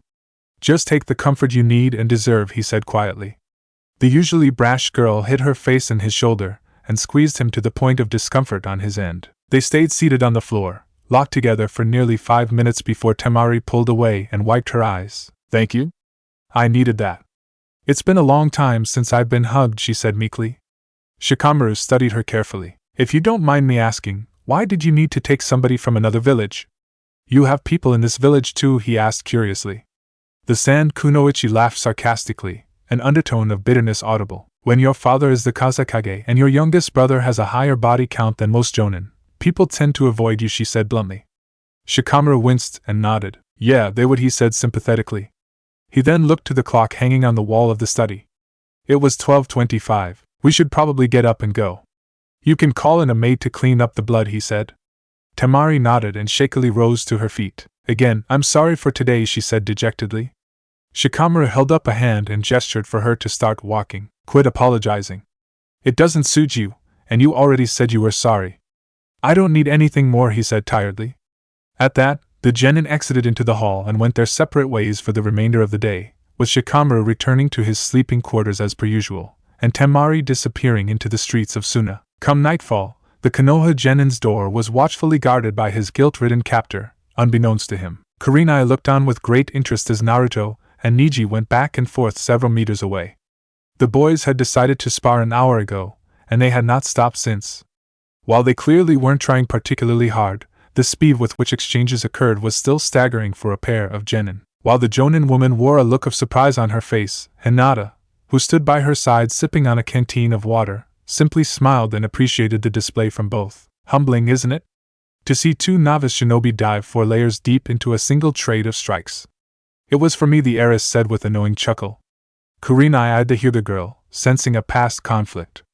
Despite the detection of since-resolved tension, she decided not to press. They're both exceptionally skilled and close, that's for sure. Taijutsu isn't my specialty, so the specifics are lost to me, she admitted. Hinata smiled. Would you like an explanation of what each of them are doing to trouble the other? She offered. The jonin nodded, prompting the heiress to gesture to the boys. What would you like me to start with? She asked. Kurenai thought for a moment before answering the question. I know a bit about footwork, but Naruto repeatedly crosses his feet when he's moving toward and around Neji. According to what I was taught, that's a mistake. Why does he keep doing it? She asked curiously. Just as she asked the question, the Jinchuriki stepped across his own stance and rolled under a palm strike from Neji before pivoting out to his left and resetting. He isn't quite crossing his feet. He's shifting his stance to cover distance. He throws away strikes to disguise the movement of his feet. Kakashi-sensei taught him some odd tricks, and frankly, I'm a bit jealous, she explained. Kurenai nodded. He's much more skilled than I thought he would be, honestly, she said. Hinata raised an eyebrow and gave her a look. What impression were you under? She asked skeptically. The jonin shrugged and marveled at a wonderful display of defensive craft from Neji, as he evaded 4 consecutive punches in the tightest of quarters. He more or less outwilled you when you fought him, and I didn't get to see him fight Gaara. I was out at the village border. We had caught wind of Suna's intentions to invade an hour before the matches started, and I was stationed north, she explained. The pair then lapsed into silence. Eventually, Kurenai spoke once more. What I never doubted, though, was how powerful he is. I could feel his chakra from across the village when he was standing against Orochimaru. Everybody could. It was what gave us the motivation to push them back. If a genin was willing to go to the depths of hell to defend his village, so should we, she said. Hinata sighed and gazed at her cousin and teammate as they maneuvered around each other. In a day and a half, that strength is going to be tested against somebody very much like him. I suspect, however, that Gaara intentionally concealed his upper limits while he was in Konoha. Lee Sen was only able to damage him by virtue of Gaara's lack of respect for his power, and Naruto-kun was never able to build any momentum. I pray to the powers that be that he can find a way to win without getting himself killed in the process, she said. Kurenai absently chewed her lip. Do you think he'll win? She asked. The hyuga girl finished the last of the water in her canteen and tossed it aside. I know Naruto-kun's limits, at least somewhat. I don't know Gaara's. Logically, it is very unlikely that Gaara can match him for raw strength. So, using basic reasoning, I feel as though the most likely result is Gaara's death, she said blankly. The jonin sighed. You wish you could be sure, but you aren't. None of us are, she thought to herself. The boys then wrapped up their sparring session and flopped to their backs. Hinata jogged over to the exhausted genin and began to converse with them. Kurenai smiled at the scene. As dire as this all feels, I hope you survive, Naruto. For Hinata's sake. Chapter 46. A Wise Man's Gambit. Gaara drummed his fingers on his desk impatiently as he awaited the arrival of Kankuro. The Jinchuriki had summoned his elder brother nearly 10 minutes previously, and he had yet to arrive. Despite the lengthy wait, Gaara was not especially irritated, nowhere near as much as he typically would have been. For what reason, he did not know. Eventually, nearly 20 minutes after his initial summoning, Kankuro walked through the open door of his junior brother's study. How kind of you to join me, the redhead greeted sarcastically. The puppeteer sighed and sat down in the chair Gaara had left in front of his desk for him. Sorry for the wait. I got distracted by something on my way here, he explained. The redhead arched an eyebrow at his brother's explanation. And what was it that caught your attention? As fine an estate as this is, very little about it is out of the ordinary. People included, he asked curiously. Kankuro shrugged and chewed his lip mindlessly. Nothing all that jarring, but Temari seems to be taking measures to keep Shikamaru in his room. That, and she stood by his door like a watchdog last night, he said casually. Gaara grinned and shook his head at the revelation. Now that is funny. Of all the turns I expected her to take as she aged, Mother Hen wasn't one of them, he joked humorously. His brother chuckled and stretched in his chair. Why is she doing it? My guess is that she's using him for stress relief, if you know what I mean, he said. Gaara shook his head again and spun a coin sitting on his desktop. No, nothing like that. Her reasoning is in line with the mother hen metaphor I just used. She's trying to keep him away from me entirely, and that includes night patrols, apparently, he explained. The puppeteer frowned at the explanation. Why's that? Word around the house is that you and he stayed up drinking away your sorrows a few nights ago, he asked skeptically. The Jinchuriki scowled and made a mental note to refrain from taking his weekly indulgences into the kitchen again. Because I strangled our guest to the point of near asphyxiation yesterday. She was present, and actually took action to save his life. In her mind, she's keeping him safe, he said as he thought back to his torture of the shadow user. Why'd you do that to him? Did he get on your nerves? Kankuro asked. The Jinchuriki thought for a moment. Temari decided to push her luck and get a bit mouthy, and since I'd rather not harm the potential heir apparent to the Kazekage's office, I decided to punish Shikamaru instead, he replied. His brother gave him an odd look. I have a few questions, he said. Gaara raised an eyebrow and sat up straight in his desk chair. Ask away, I suppose, he responded. Kankuro took a deep breath and gathered his words for a moment. First of all, what made you think that you hurting him would even bother her? He started. The Jinchuriki laughed a bit. Isn't it obvious?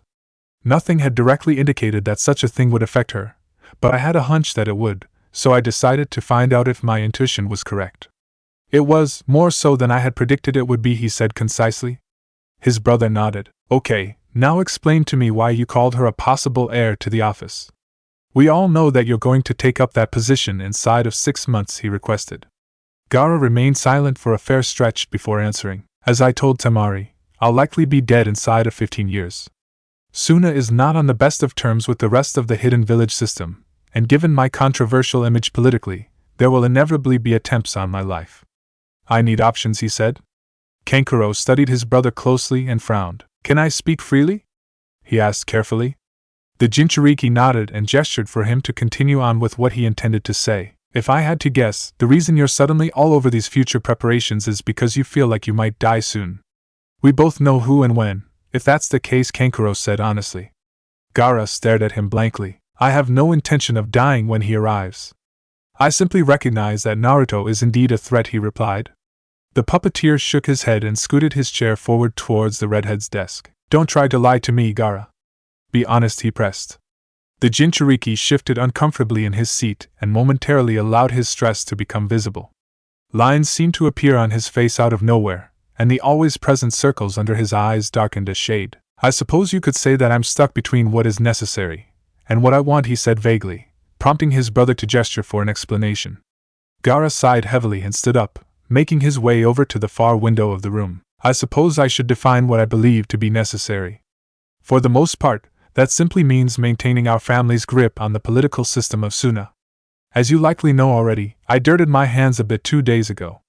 I killed 5 members of the council, and I've been taking measures to control who is elected to fill their seats, he began. Kankuro nodded and awaited further elaboration. As for what I want, that's a bit harder to pin down, even for me. What I do know is that my upcoming contest with Naruto may lead to what I desire, the redhead said, more to himself than his brother. Before Kankuro could question the meaning of the statement, Gaara produced a scroll and tossed it to him. Before you ask, read that. It should answer any questions you may have. It's the original reason I called you here. To evaluate the distribution of the contents written in that scroll, he said. The puppeteer looked it over for a few moments, closing it after completing a sweep through its writings. He looked up at Gaara, a look of mixed emotion on his face. I understand. Temari struggled to maintain her consciousness as she leaned against the wall to the left of Shikamaru's door. It was nearly 2 in the morning, and it had already been nearly 48 hours since she had last slept. Her exhaustion was perfectly justified, but that did not alter its level of tediousness. As her eyelids grew heavier, her posture degraded further. Slowly but surely, she began to slump forward. Luckily for her, she was snapped back to attention by the sound of the door by her side creaking open. The tired Kunoichi glanced up and to her left, catching sight of Shikamaru, who was staring down at her from the doorway. What are you doing? He asked with a sigh. Temari turned an uncharacteristic shade of red and drew her knees up to her chin. I lost the key to my room, so I came here, she lied defensively. The shadow user shook his head and stepped out of his room fully. You're a terrible liar. If you were locked out of your room, you'd be on one of the lounge couches, he pointed out. The fan wielder groaned and tipped onto her side. Why does it matter that I'm out here? She asked. Shikamaru stepped around the girl's body and knelt down in front of her. If this situation were reversed, you'd be asking me all the same questions, and you'd probably have kicked me by now, he said. Temari sighed and pushed herself back into a vertical sitting position. Yeah, probably. I don't really feel like explaining why I'm out here, honestly. It's stupid, she said. The Nara shrugged. Could you do it anyway? He asked. Temari pursed her lips and leaned back against the wall to think of a proper explanation for her presence. I'm watching your door in case Gaara decides to come finish what he started, she admitted begrudgingly. The shadow user raised an eyebrow, a ghost of a smirk tugging at his mouth. You're right, that is kind of stupid. Not that I don't appreciate the thought. You'd know if he came to kill me. I'd screech to notify you, he joked. The sand Kunoichi stifled a laugh as her ability to stave off sleep waned once again. You'd definitely be a screamer. Still, I'd rather not take chances. Think of it as my way of repaying you for the bruises on your neck, she said. Shikamaru shook his head and took hold of her wrists. He then heaved her to her feet and slung one of her arms over his shoulder. You saved me from being skewered, so I think you've done enough. Get some sleep, Temari, he said as he guided her along back towards her room. I don't need your help walking, she grumbled despite the weakness of her sleep-deprived body. After a minute of slow meandering, the pair reached her door, which Shikamaru opened. He then directed her through the entrance and released her from his grip. Stay in here, sleep for 8 hours, and then eat some food. Get back on schedule, he ordered as he stepped away from the doorframe. The fan wielder rubbed her eyes and leaned against the side of her door. Yeah, sure. If you're dead by morning, that's on you now, she said through a yawn. The shadow user chuckled and turned to begin walking down the hall. I'll still be alive. No worries, he said as he disappeared around a hallway corner. Temari watched him walk away for a moment before slinking into her room and shutting the door. She then made her way over to her bed and collapsed onto the mattress. You'd better be. Naruto shivered a bit as he stared out into the horizon. The lights of Suna were just barely visible, but they still served as an unignorable distraction from sleep. As the lights flickered, premonitions of the personal war to come swirled around in Naruto's mind. From the look of madness that was bound to be plastered on Gaara's face to the inevitable taste of blood. The Jinchuriki was equal parts dreadful and greatly anticipatory of the clash. Dreading for the risk it presented to his comrades, and anticipating for the sake of his own desire to end Gaara of the desert's life. I think this might be the first time I've wanted to kill somebody, he thought to himself. Much to his surprise and discomfort, a familiar voice chimed in from the back of his mind. It won't be the last. Grow used to this feeling, the fox said bluntly. Naruto frowned and turned his attention inward to better hear the demon. What makes you say that? I'm not much of a hateful person, he asked skeptically. The Ninetales audibly snorted at the question. Oh please. Human beings are naturally hateful creatures. You quarrel for the sake of quarreling, and you murder for the sake of murder. You'll find your reasons. Give it time, he assured the blonde. Naruto raised an eyebrow. You say it like you didn't slaughter thousands when you attacked Konoha, he countered. The fox sighed and shifted in Naruto's mind. There were things at work that night that you're far too young to understand. Besides, I've never made any claims that I don't enjoy blood and destruction. Humans are self-righteous and hypocritical. They always find ways to justify their atrocities, he said. Before Naruto could respond, the sound of shifting sand caught his attention, prompting the fox to disappear into the depths of his mind once more. The Jinchuriki turned around to face the sound, spotting Kurenai making her way towards him. Can't sleep? She asked tiredly. Naruto nodded and returned his attention to the distant desert village. We're a few hours out from Suna. I'm honestly tempted to just go and get this over with, he said. The Jonin gazed out at the lights and tucked a strand of hair behind her ear. I understand the feeling, but I'd prefer if you didn't. It would cost me my job, she said humorously. The Jinchuriki cracked a smile. Can't have that, I guess. Still, it's tempting. He's just waiting there. He's ready to fight, and so am I, he said. Kurenai chuckled. For somebody who might be marching towards their death, you sure are eager, she commented. Naruto shrugged and stretched. As long as he's dead by the end of this, I don't care if this is where I die, he said bluntly. The Genjutsu mistress winced at the brutally cynical nature of his words. I understand that you want him gone, but being willing to die for that goal kind of defeats the purpose, don't you think? Correct me if I'm wrong, but your motivation for getting rid of him is rooted in your love of your comrades, right? You should strive to survive to see the peace you might bring about, she countered. Naruto thought for a moment. Maybe, but I'd still be satisfied either way, he said. Kurenai sighed and gestured back towards the tents, where the Hyuga clan members slept. The two of them would rather you lived, especially Hinata. If not for yourself, then survive for them. Be considerate, she chided him. The blonde gave her a hard look. I may not have a choice. Gaara isn't somebody that can just be run over. I'm a lot stronger than you are, weird as that is to say, and I'm not convinced I can win without crippling myself to do it. Even if I tried to come out of this in one piece, I might fail anyway, he said rigidly. The Jonin put a hand on his shoulder. All I ask is that you try. Quite hard, preferably, she said, removing her hand from him once his tenseness had subsided. Naruto nodded and lapsed into silence, prompting Kurenai to follow suit. After a few minutes, she brought up a topic that she had been pondering. Did you know that, originally, Hinata was meant to be a part of my team instead of Kakashi's? She asked. Naruto raised an eyebrow. No, I didn't. That's news to me, he said.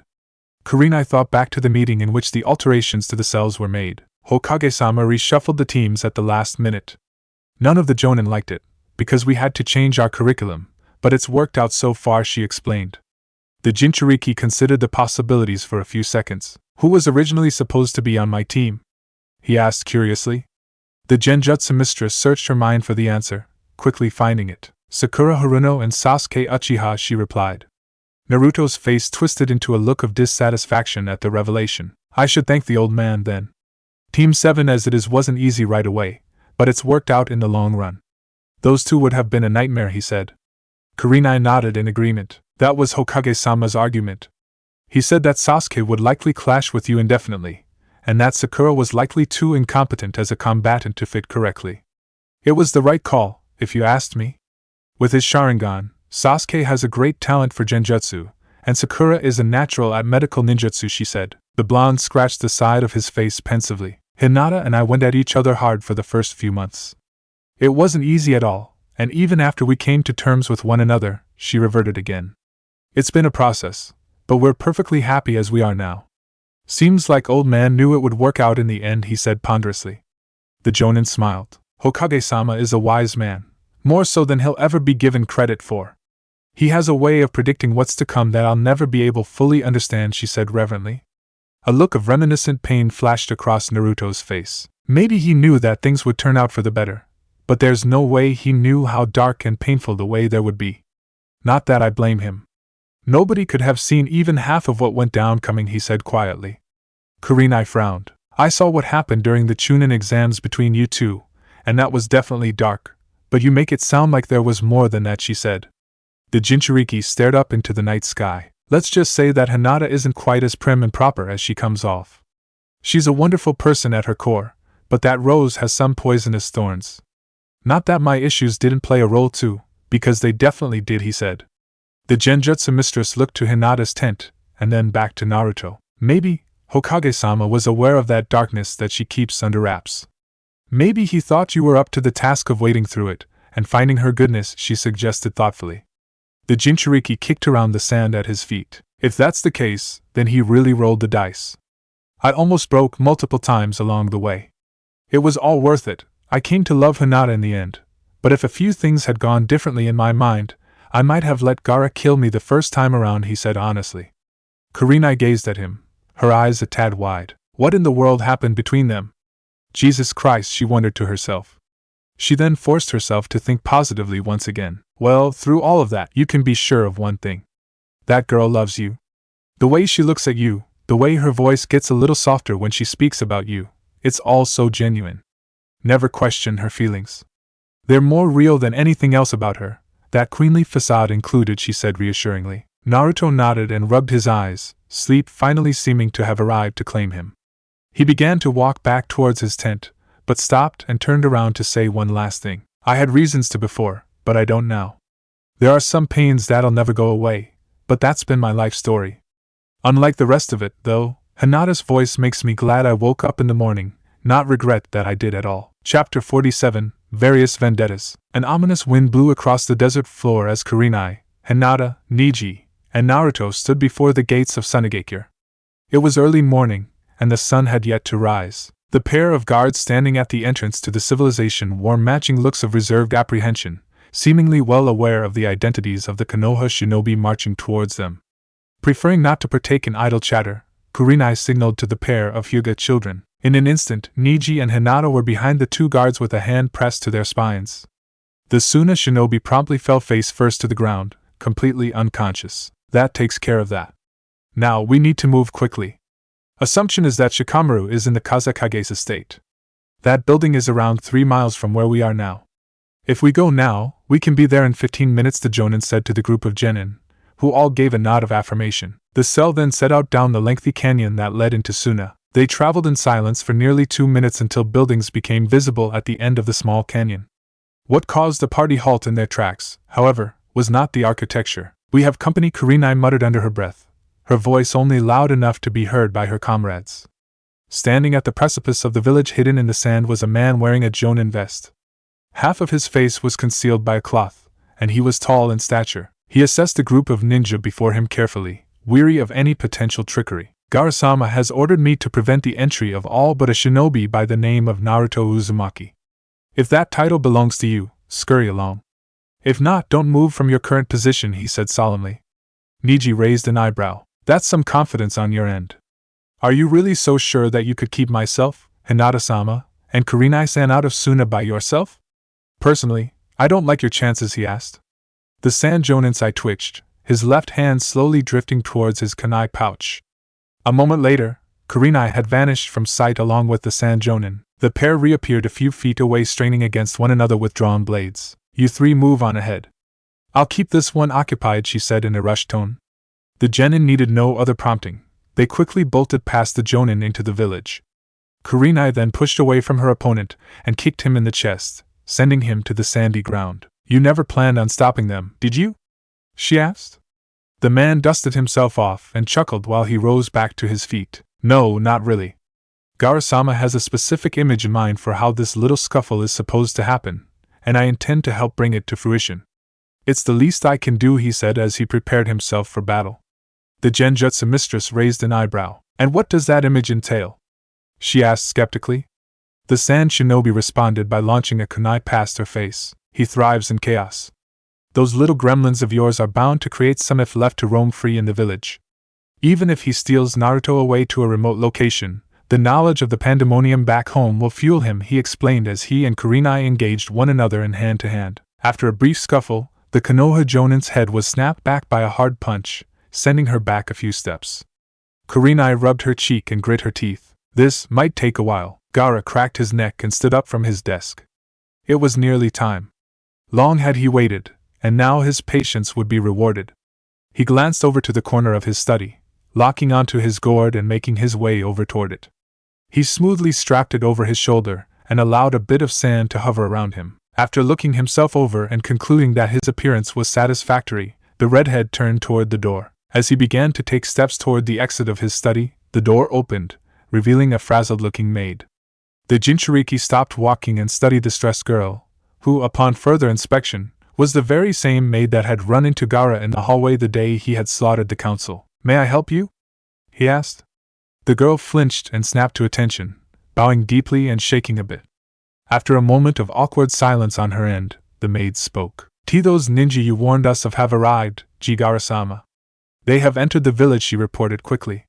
Gaara nodded and called his sand back into his gourd. Yes, I am well aware. I'm only interested in one of those ninja, but the others will be dealt with. You may want to head home. Things are about to become a bit wild in the estate, he suggested as he straightened the knick-knacks on his desk.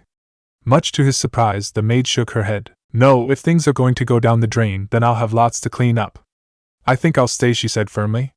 Gaara raised an eyebrow and looked to the girl quizzically, prompting her to freeze up once more. What's your name? He asked.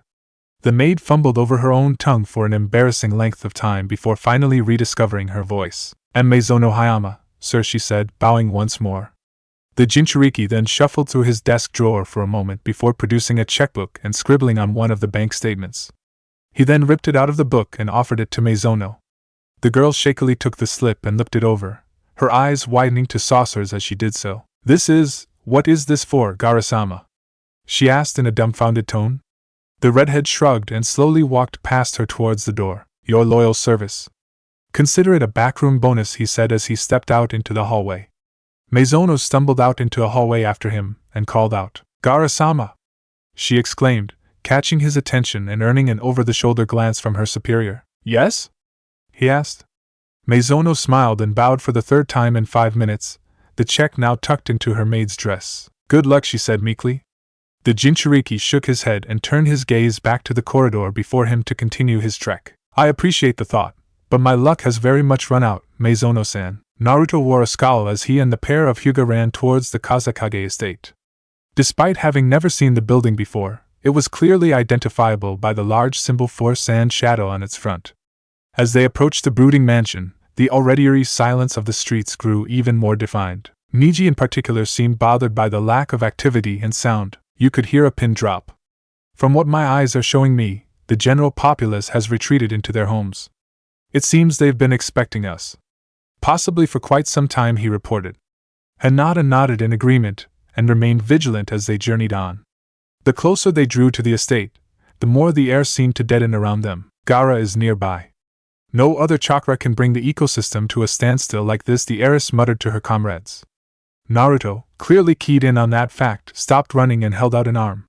Neji and Hinata ceased running behind him and gave him questioning looks. Before either one could ask the obvious question, it was answered for them. Sharp senses, Naruto. Not that I made this little game of hide-and-seek difficult for you. The Hyuga children both flinched and turned their attention upwards to the roof of the Kazekage estate, where Gaara of the desert stood. His eyes were fixed on his fellow Jinchuriki down below, and nothing else. Reading into his body language, facial expression revealed a disturbingly simplistic emotion. Hunger. Hinata shuddered as her teammate and most reliable confidant stared at Gaara. Suddenly, both Neji and herself felt very, very small. The scale of the two powers before them was abundantly clear. After another stretch of unbearable silence, the elevated redhead spoke. Let's take this somewhere a bit more private, Naruto. I'd like to avoid any risk of peasantry distraction.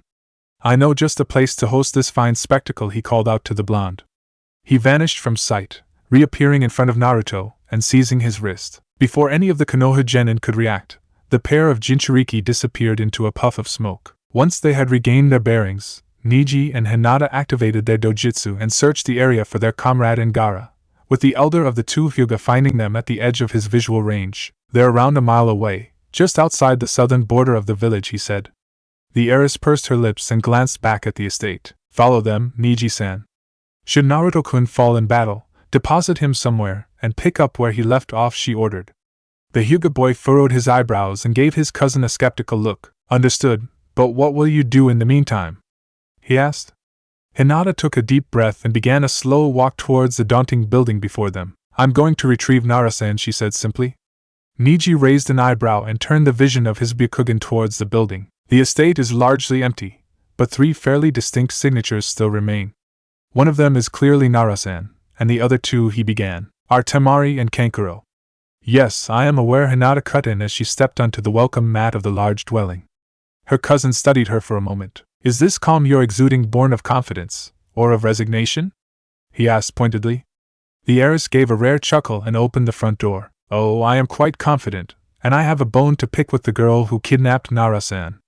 She's the reason we're here at all, she said in a low growl. As she entered the estate, a small strand of electricity sparked from the hand that hung at her side. The sun had begun to rise by the time Naruto and Gaara stared at each other from across a small desert plain. There were no obstructions to divert the wind, and the wind was high, allowing for a chilling cold to set in over the desert. The sun peeking over the horizon created shadows of both Jinchuriki, which crossed over one another symmetrically. What an atmosphere this is! Silent, but oh so tense. Just perfect, the redhead commented. Naruto narrowed his eyes and assumed a taijutsu stance. You talk too much, he said in an irritated tone. Gaara chuckled a bit and called Hassan to action. The sediment leaked out of his gourd and swirled around him as he closed his eyes. When the sadistic demon container reopened his eyes, they were a deep gold color that Naruto knew all too well. In that case, we'll skip the formalities. Don't even think about concealing the fox from me this time. I'll kill you and those two ants you brought along if you do, he said menacingly.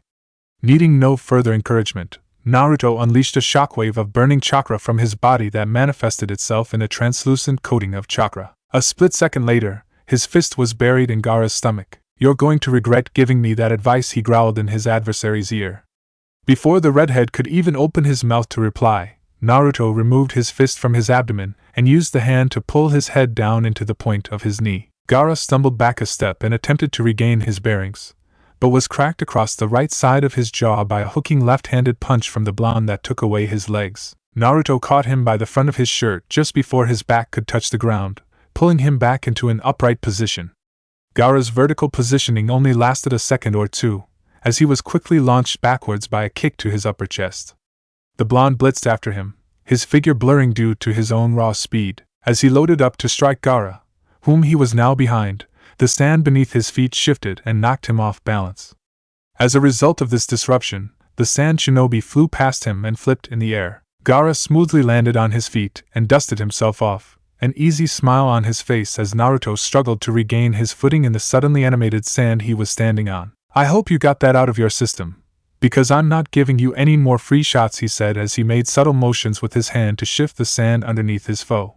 Quickly growing irritated by his lack of firm footing, Naruto grunted and sent the sand around him up into the air with the pulse of the fox's energy. With his feet now firmly planted on uncontrolled sand, the Jinchuriki of the leaf pushed off the ground and threw himself at Gaara. Unlike before, however, the redhead's sand was nimble enough to intercept him before he could strike the sediment's master.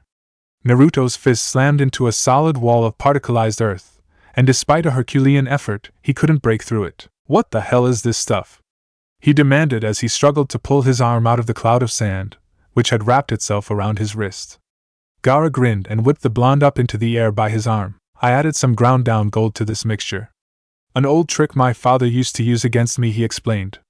A moment later, he slammed a pillar of compressed sand into Naruto's back. The impact of the sand knocked all of the wind out of the Konoha genin's lungs and stunned him. Taking advantage of his enemy's momentarily compromised state, Gaara unraveled the pillar of sand and wrapped it around Naruto's ankle. The blonde was promptly slammed face first into the desert floor, with the impact sending vibrations through the surrounding environment. Gaara then released Naruto from his sand's grip. His fellow Jinchuriki was lying in a small sand crater, unmoving and silent. For a decent stretch of time, no noise came from the crater. There's no way that killed him. He can take more punishment. I know he can, Gaara thought to himself, his eyes narrowed and focused on the location of his opponent. Eventually, a stirring sound came from the crater. A moment after the small sound, a roar of defiance erupted from the hole in the ground. Naruto then leapt out of the crater, his body aflame with burning red chakra. The fox's energy mended his wounds as he sailed down to the ground, earning a smirk from Gaara. Oh good, I was just beginning to think I may have killed you before either one of us could begin to put in any semblance of effort, the redhead said with a mocking applause. Naruto responded by crossing his arms in front of himself and clenching his jaw. First gate, gate of opening, open! He yelled. A powerful wind then flew across the battlefield. Seeming to ride the gust of air, Naruto instantly crossed the distance between himself and Gaara to clatter his temple with a right-handed punch. The strike turned the sand shinobi's head away from the blonde, prompting him to slash his exposed cheek with his left hand's claws. The cutting motion sent a spray of blood from the redhead's cheek, painting his face to match his hair. In a desperate bid to defend himself, Gaara lowered his levels, planted his feet, and swung back with a clubbing counter to the left side of Naruto's jaw that connected utterly flush. The gambit paid off beautifully, as the Konoha genin was forced to take a step back due to the unexpected impact. This allotted Gaara just enough time to erect a sand barrier and scamper backwards to recreate distance. Naruto predictably pursued him with another forward charge, but Gaara had set a nasty trap for him. Some variation might help you, he yelled, slamming a hand into his side of the sand barrier. The Nine-Tails Jinchuriki was then intercepted by a wall of sedimentary spikes, much like he had been during their first encounter. The serrated protrusions missed his face by inches, and only failed to impale him by virtue of the blonde's heightened reaction time, allowing him to stop himself in the nick of time. Realizing that he was in grave danger, Naruto leapt backwards nearly 20 feet and landed just outside of the spike's range, which had extended after him when he had jumped. The ninjas studied one another intently in a mutual search for weaknesses and deficiencies. When no new answers to the problems before them were found, they began to circle one another in a battle for positional advantage. Once again, they stalemated. Despite their differences on every personal front, they functioned identically as combatants, constantly calculating, always probing. Never a moment's rest. Then, something that even Naruto hadn't considered happened. For the first time since Naruto had initially encountered Gaara, the sadistic Jinchuriki began to weave hand seals. Shikamaru snapped awake at the sound of splintering wood. Due to the lack of windows in his sleeping quarters, he was not afforded the luxury of using the sky as reference for time. Luckily, the shadow user had cultivated a keen internal clock during his time as a hostage. According to his estimation, it was roughly 6 in the morning, just 30 minutes before his general wake-up time. As he rubbed his eyes, a loud banging sound came from what sounded like the base floor. The Nara immediately jumped to his feet and rushed out of his room.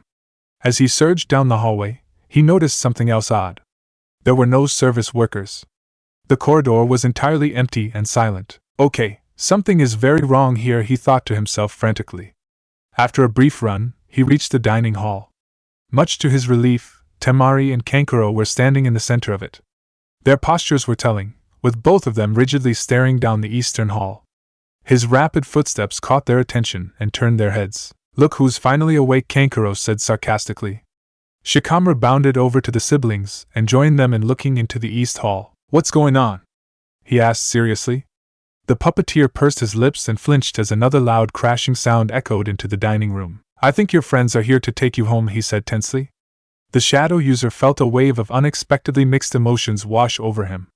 After taking a moment to gather himself, Shikamaru spoke. If that's the case, then Gaara has likely engaged Naruto not too far from here. God, I should wake up earlier, he muttered. Temari then opened her mouth for the first time since his arrival. It sounds like hell downstairs.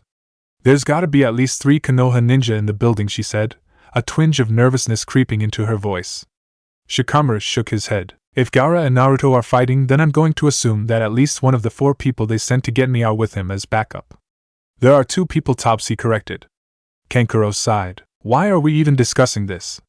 All we need to do is hand you over, and this is done, he pointed out. The lazy genin nodded in agreement. Yeah, so let's cut down on the property damage. One of you needs to show me the way to the lobby, because Gaara never let me leave the upper level, he said. Kankuro then motioned for Shikamaru to follow him, a silent order that the shadow user followed.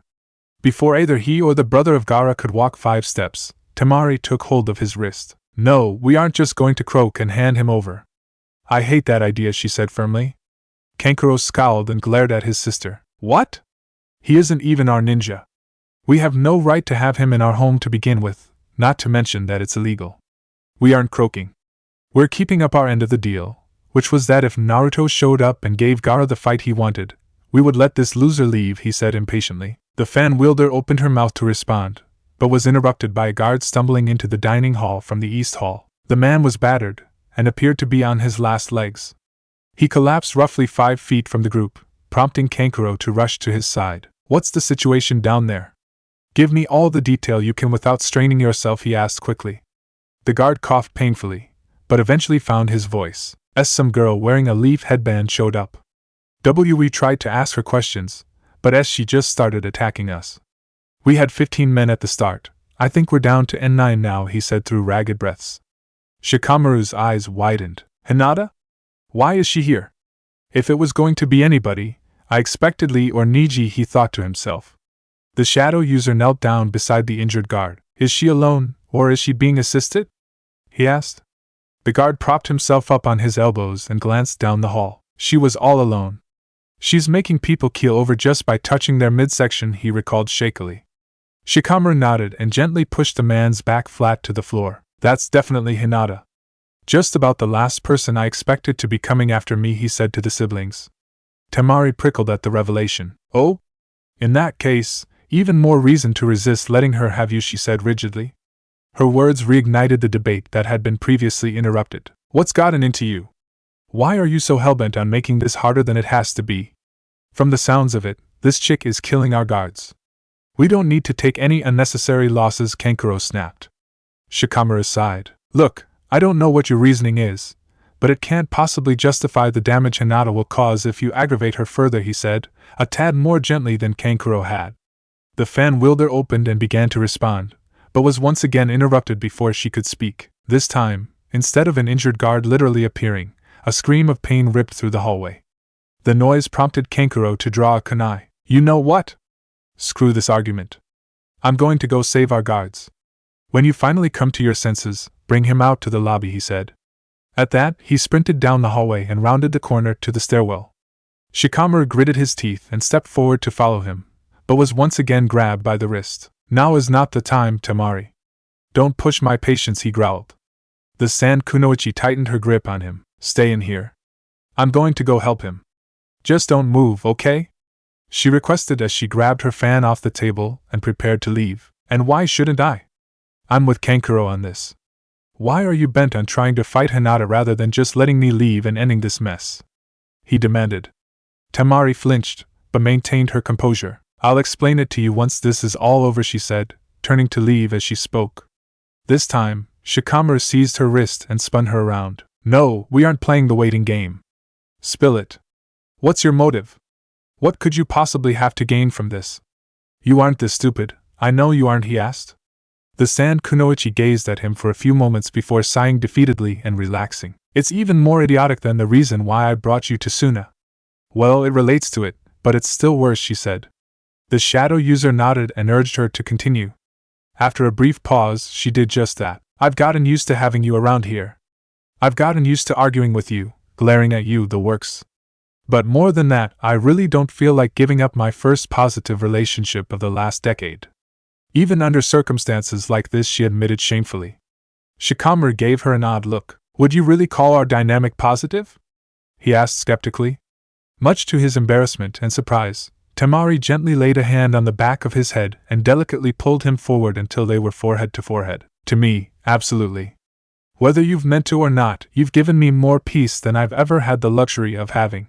You're a great distraction from the whirlwind of stress that is my day-to-day life. That hug you gave me after Gaara choked you half to death made me feel safer than I'd care to admit, she said warmly, a rare smile on her face. The Nara lowered his eyes to the ground. Well, I'm glad you feel that way. You deserve to be happy, but I can't stay here. You know that as well as I do, he said. Temari released his head from her grip and backed up a step. I know, believe me, I know. I don't want to imprison you here. You don't deserve to be confined. But I don't think I'm ready to let you leave just yet, she said, her face a tad red. Shikamaru tensed at the sound of Kankuro crying out in pain from the lower floor. I don't mean to be harsh, but you not being ready doesn't really play into how this goes down, he said bluntly. The fan wielder nodded and stepped forward once more. I'll make you a deal. Your teammate will probably have mopped the floor with Kankuro by the time I make it downstairs, so I'll be facing her alone. If she can put me down, you're free to go. If I manage to fight her off, I get to keep you here for just a little longer. In Suna, not the estate. You'd be free to roam, she explained. Shikamaru weighed his options for a moment. My guess is that she'll probably win that fight. She knows it too, but me staying of my own accord might help repair village relations in the long run, he pondered. After a quick internal debate, he found his answer. Deal, he said simply, holding out a hand to his captor. Temari nodded and shook the hand. She then turned around and sprinted towards the stairwell leading to the lobby. The shadow user waited until her footsteps were no longer audible before letting out a heavy sigh. It isn't even 7 in the morning and today already sucks. Chapter 48, Unbroken. Wind style, Great Breach. These were the words that drilled themselves into Naruto's eardrums as he was taken off his feet by a condensed blast of wind. The impact of the jutsu sent him flying backwards at blistering speed across the desert, with his body periodically bouncing off the ground like a skipping stone over a river. Before he could fly more than 100 feet, however, his momentum was brought to a brutal, swift halt by a grip on his neck. The seizing of his throat froze him mid-air, but his lower half still tried to follow his lost kinetic energy, causing his neck and head to be used as an anchor of sorts. Once the wind had died down, Naruto's body hung limp. Despite struggling against the vice on his windpipe, the blonde could not free himself. Upon further inspection by the Konoha Jinchuriki, the thing holding his neck was a limb of Gaara's sand that extended from his perpetually floating defensive cloud. Figures, he thought to himself as he was slowly reeled in towards the redhead. After a painful journey through the air, he dangled before Gaara with a look of strained defiance on his face. The sand shinobi, who looked quite pleased with himself, chuckled a bit at the sight. You looked a tad surprised when I began making signs. Did you think I had no other jutsu? He jeered. As Naruto opened his mouth to snap back at him, Gaara slammed a fist into his liver, causing the blonde to tense up and grimace. Well, you're almost right if that's what you think. Great Breach isn't even my jutsu. It belongs to my tailed beast, Shikaku. But then, your selection of jutsu isn't all that varied either, he said mockingly. Naruto growled and speared his left knee upwards. The point of his kneecap slammed into the bottom of Gaara's chin, snapping his head upwards. Much to his chagrin, his foe did not step back or release his neck. Cute, but not recommendable, the redhead said with a smirk. He then cracked his fellow Jinchuriki across the left side of his jaw. The punch split Naruto's bottom lip and loosened one of his teeth, causing blood to leak down his chin. The sight of the plasma drew a mirthless laugh from Gaara. We're less than 20 minutes into this and you're already looking like you were put through a woodchipper. Am I really having that much of an effect on you? He asked. Naruto began to speak, but found himself only able to croak. The slow constriction of his oxygen supply had taken its toll. The redhead gave his opponent a bored look. Are you really beginning to die? He asked. When he was given no response, he sighed and tapped the sandy ground with his foot. Much of the foundation on which the ninja had fought on then melted away, leaving a massive, deep hole in the desert. Gaara himself still stood on a platform of his own sand, allowing him to float over the crater. If you're going to be overcome by nothing but a stranglehold, then perhaps this wasn't worth the trouble. You can fight harder than this, Gaara growled as Naruto twitched. The redhead then dangled him out further. Fine. If you can't bring yourself to put in some effort, then I'll force you, he said. Gaara promptly released his grip on the Konoha Genin's neck, allowing him to fall into the depths below. Don't let yourself be felled by nothing more than gravity. I'll drag you back from the depths of hell just to kill you again if you do. Naruto inhaled desperately as oxygen became available to him once again. After a moment of rapid air intake, his muscles began to respond to his commands. The blonde flipped midair and faced the ground below him, which was roughly 50 feet away by this point. Naruto braced for the impact and rolled forward upon contact with the ground, decreasing the force of his fall significantly. Slowly but surely, Naruto forced himself to his feet, turning his attention to the sun above. He's still stronger than me. Even after all that preparation, he's still too much, he thought to himself, frustration dominating his emotions. He glanced down at his hands, which were still glowing with red chakra. I could try using the higher stage of the fox, but can't maintain it for very long, and Gaara is barely trying as is. He can match me for strength, he pondered. Keep in mind he draws his power from the same place you do. He likely can't sustain his maximum for very long either, and in a battle of cardiovascular endurance, there are very few humans who I genuinely favor over you, the fox pointed out. The blonde nodded. Yeah, that's true, but I think your chakra damages my body more than his does for him, he countered. The demon shook his head at the reply. The way he approaches combat suggests the opposite. He only fights in bursts. That sand of his isn't entwined with chakra. It literally is a separate entity that acts on his behalf.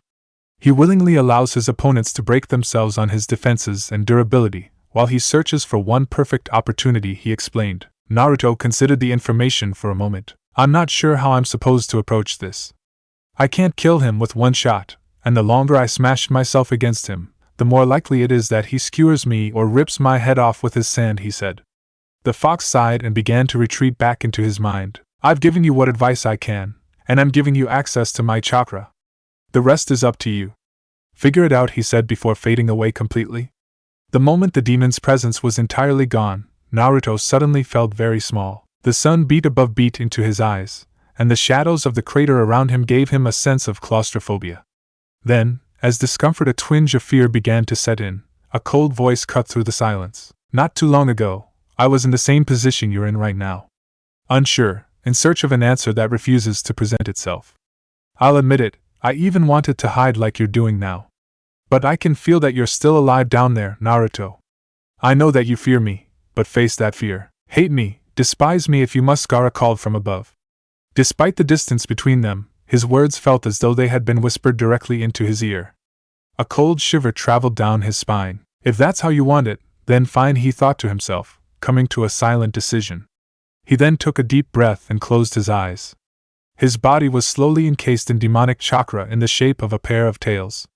The blonde then leapt up into the air.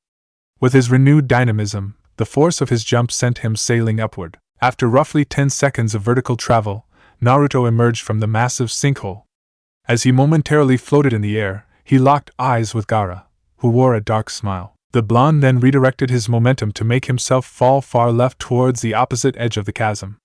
He landed mere feet from the drop-off, but despite his position, Naruto rose to his feet without scurrying backwards. After dusting himself off a bit, he turned his glare across the massive sinkhole to the opposite edge, where Gaara stood. So this is the power you use to stand against Orochimaru. The more power you draw from the fox, the more you resemble it. How fascinating, the sadistic Jinchuriki commented from across the chasm. And it'll be the last thing you see, Naruto growled, dropping to a quadrupedal stance as he spoke. Gaara's posture remained unchanged as his foe prepared to attack, a silent challenge that Naruto gladly accepted. He immediately vanished from sight, reappearing behind Gaara a fraction of a second later. Before the redhead could react, Naruto severed his head with a swipe of his serrated claws. The instant his head was removed from his shoulders, Gaara's body dispersed into a cloud of sand. Sand clone, Naruto growled in his mind. He was then tapped on the shoulder, prompting his reflexes to kick in. The blonde swatted aside the entity behind him with one of his chakra tails, who also dissipated into sand. Come out and fight, you wretch, he growled as he scanned the area around him. After a moment, Gaara's cold chuckle became audible to his left. Naruto turned his attention to the sound and rotated to face it. Rising from the ground like an ethereal spirit was Gaara, who, despite his apparent residence beneath the sand, was perfectly clean save for the blood crusting on his face. I'm relieved you were able to find within yourself to come back to the surface. This would have been such an edging experience if you hadn't, he said mockingly. The remark drew a tilt of Naruto's head. Oh yeah? If that's the case, then why don't you quit keeping me waiting? Show me what you were hiding last time. I showed you my hand, now show me yours, he said. The redhead smirked. Well, if you insist, he said smoothly. Gaara's sand then froze in the air around him. A low humming sound then began to reverberate through the environment. Soon as Jinchuriki then began to change physically. His canines lengthened into fangs, his muscle mass increased subtly, and strange black markings appeared on his body all at once. Unlike the tattoos of the curse mark, which spread at random across its host's body, Gaara's new markings were very much organized. They began underneath his eyes and cascaded down his face in a symmetrical pattern that held true down to his wrists. Alongside those changes, his body was now outlined with a red glow that periodically flickered. Naruto felt a bead of sweat trickle down his face. The chakra emanating from Gaara was cripplingly dense, and seemed to thin the oxygen in the air. Sensing his discomfort like a shark smelling blood, the demon of the desert spoke. "So, what do you think of it? You're only the third person to have laid eyes on me in this state. Am I everything you expected?" he asked, his voice an octave deeper than it had been previously. The blonde forced a smile onto his face. "Everything and more," he said. The moment the sentence had left his mouth, he burst forward with a punch aimed for the center of Gaara's forehead. Much to his shock and dismay, his foe did not move from his spot. Instead, he simply caught Naruto's wrist 6 inches from his face. The blonde growled and tried to force his fist forward despite the grip to no avail. "Perhaps I should have warned you. My physicality is no longer an issue," Gaara said with a grin. He then tightened his hold on Naruto's wrist and yanked him off balance. As he stumbled forward, Gaara kicked out his legs and tossed him to the ground. Naruto rolled to his knees the moment his back touched the ground. As he tried to rise to his feet, Gaara viciously kicked him across the face with his right foot. The strike momentarily separated Naruto from consciousness, causing his legs to fold in on themselves. Gaara's sand caught his briefly limp body before it could fully crumple and lifted him off the ground by his wrists. "I'm a monster the likes of which you were not, and never could have been ready to face alone.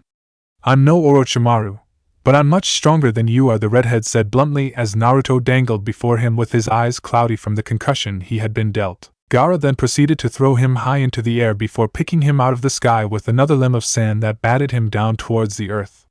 Naruto crashed into the sand with a painful thud, crying out in pain upon landing. With his vision darkening and his body aching, he once again forced himself to stand and face Gaara.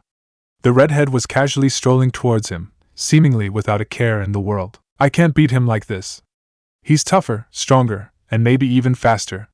I need more power, and I need it quickly," he thought to himself raggedly. An obvious plan then hatched in his mind. "What are the chances that Three Tails will kill me?" he asked the demon in his mind. After a moment's consideration, the fox gave his grim estimation. 60, maybe 70%. "But weighed against the chances of this Gaara killing you as you are now, I'd say that those odds are favorable," he responded flatly. Naruto sighed and widened his stance. "Let's roll the dice," he muttered to himself. Naruto then forced a massive quantity of demonic chakra into his body from the depths of the fox. Sand at his feet began to melt as another tail-esque structure manifested itself behind him. Much to Naruto's surprise, the pain he experienced was brief as he transformed further. "I guess my nerve endings finally died," he joked to himself. He then returned his attention to Gaara, who had stopped advancing on him. The redhead was now watching him intently, a look of morbid curiosity on his face. "A stage beyond HM? I'll take that as a sign of respect," he said in an anticipatory tone. At this, Naruto charged forward and attacked Gaara. His leading strike was a straight punch targeting the redhead's jaw, the left side specifically. Gaara's metallic sand deflected the punch just enough to make it miss by inches. As he surged past the redhead, Gaara attempted to counter his entry into range with a wide right-handed punch, but Naruto ducked under the return fire and planted his feet to stop his momentum. The boys were now positioned 2 feet from one another, well within Gaara's defenses. Taking advantage of the opportunity, and the fact that he had just made his foe miss, Naruto snapped off 2 hard punches. The first merely flashed in Gaara's face to draw a reaction, and the second, a fully extended overhand, capitalizing on the redhead's instinctual flinch. The punch slammed into Gaara's cheek hard, bruising it and forcing a backward step out of him. Naruto attempted to build on the success with a wide, hooking left-handed punch, but he was met down the centerline by a clean punch that clipped off his chin and momentarily dropped him to one knee. Gaara smartly took the opportunity to retreat a few steps and send his sand into action. The blonde was able to flip backwards to avoid being crushed by the particles of earth, but was still grazed by a small horde of sand that cut open his forehead. "It's like a bunch of microscopic razor blades," he thought to himself in frustration. He wiped blood from his face and flicked it onto the sand. "He hits hard. Way harder than he did before. He grazed me and my legs just gave out. I have to play this carefully. I'm faster now, and it seems like I can sting him with shots, but I can't exchange with him. I have to get in and get out without being hit, he thought to himself. With a plan in mind, Naruto leapt forward. Neji wrung his hands nervously as Naruto and Gaara played a game of immensely high-stakes chess. The dynamic of their fight at its current stage had been set by Naruto almost immediately. He would enter into range, using sheer speed to bypass Gaara's sand, pot shot, and move out of range again. For the most part, it had worked out well for the blonde, as he hadn't been touched in the last 5 minutes. He's chosen the right tact for this scenario, but it also puts him on a hamster wheel. He can't afford to fully commit to his strikes, so he isn't really damaging Gaara. He can't kill him this way, Neji lamented as Naruto snapped Gaara's head back with a sharp punch and angled out. Despite the desperate circumstances, the Hyuga couldn't help but marvel at the brilliance of his comrade's prowess. His form is a bit odd on most of his strikes, but he's a truly protean striker. He can move, he's a perfectly competent pocket operator, and he builds off of his pre-established threats organically. More than that, if he finds something that works, he beats that drum till it breaks, he thought to himself. As the thought crossed his mind, Naruto was swatted sideways by a wave of sand. Fortunately, he was able to evade the enormous spike of sediment that followed afterwards, if only by a hair. Uzumaki-san is walking such a fine line. If he screws up once, this fight may be over, Neji noted. Over the next 5 minutes, Gaara's bursts of offense became more and more sparse while Naruto's output only increased. One specific sequence repeated itself time and time again. The blonde would enter range, suggest a strike to draw a reaction from Gaara, and then throw a flurry of everything but the feinted strike. He's piling up so much attritional damage. He's rendering Gaara inert with nothing but sheer offensive volume and distance control. Brilliant, Neji observed in awe. Further enforcing the new narrative, Naruto laced Gaara with a 4-strike combination consisting of a kick to the redhead's calf, 2 touching punches to either side of his face, and a fully committed uppercut into his solar plexus. What vicious body punching, Neji muttered as Gaara struggled to hide his discomfort brought about by the strike to his midsection. Despite the massive success of his comrade, however, one aspect of the battle was nagging at his mind. Why has Gaara stopped using his sand? His chakra supply is still relatively full, and he hasn't been badly hurt, he pondered. A moment later, he was given an answer. Naruto took a deep breath and stepped forward to blitz, gaining speed and vanishing from sight in an instant. Upon returning to the visual plane, he launched the same straight, right-handed punch that he had landed a dozen times previously to disguise his movements and tag his foe. His streak of accuracy had met its end. Gaara, for the first time, moved his head to his left and allowed Naruto to drift forward 6 inches or so by his own momentum. A fraction of a second later, Gaara jacked the blonde's jaw with a right-hand counter that froze him in his tracks. It was the strike that followed, however, that did the real damage.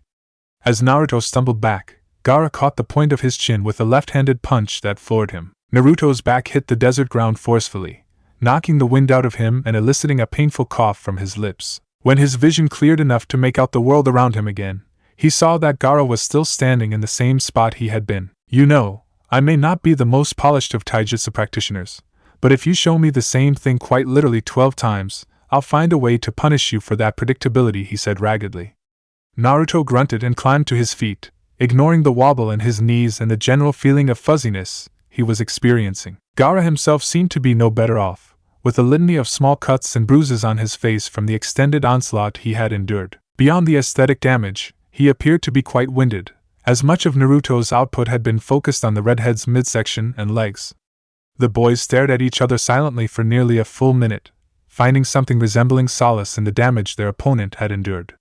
The silence was eventually broken by Gaara. You know, I don't think I've ever simultaneously loved and hated something as much as I do you. I despise everything you stand for, but nobody has ever pushed me to ask myself these kinds of questions before. Win, lose, or draw, you have my undying gratitude, he said. He then rushed forward at Naruto as his gourd dissipated into sand, prompting the blonde to follow suit. The Jinchuriki clashed together by the fronts of their foreheads. They then began to battle for control of their foes' wrists, a battle that was quickly won by Gaara.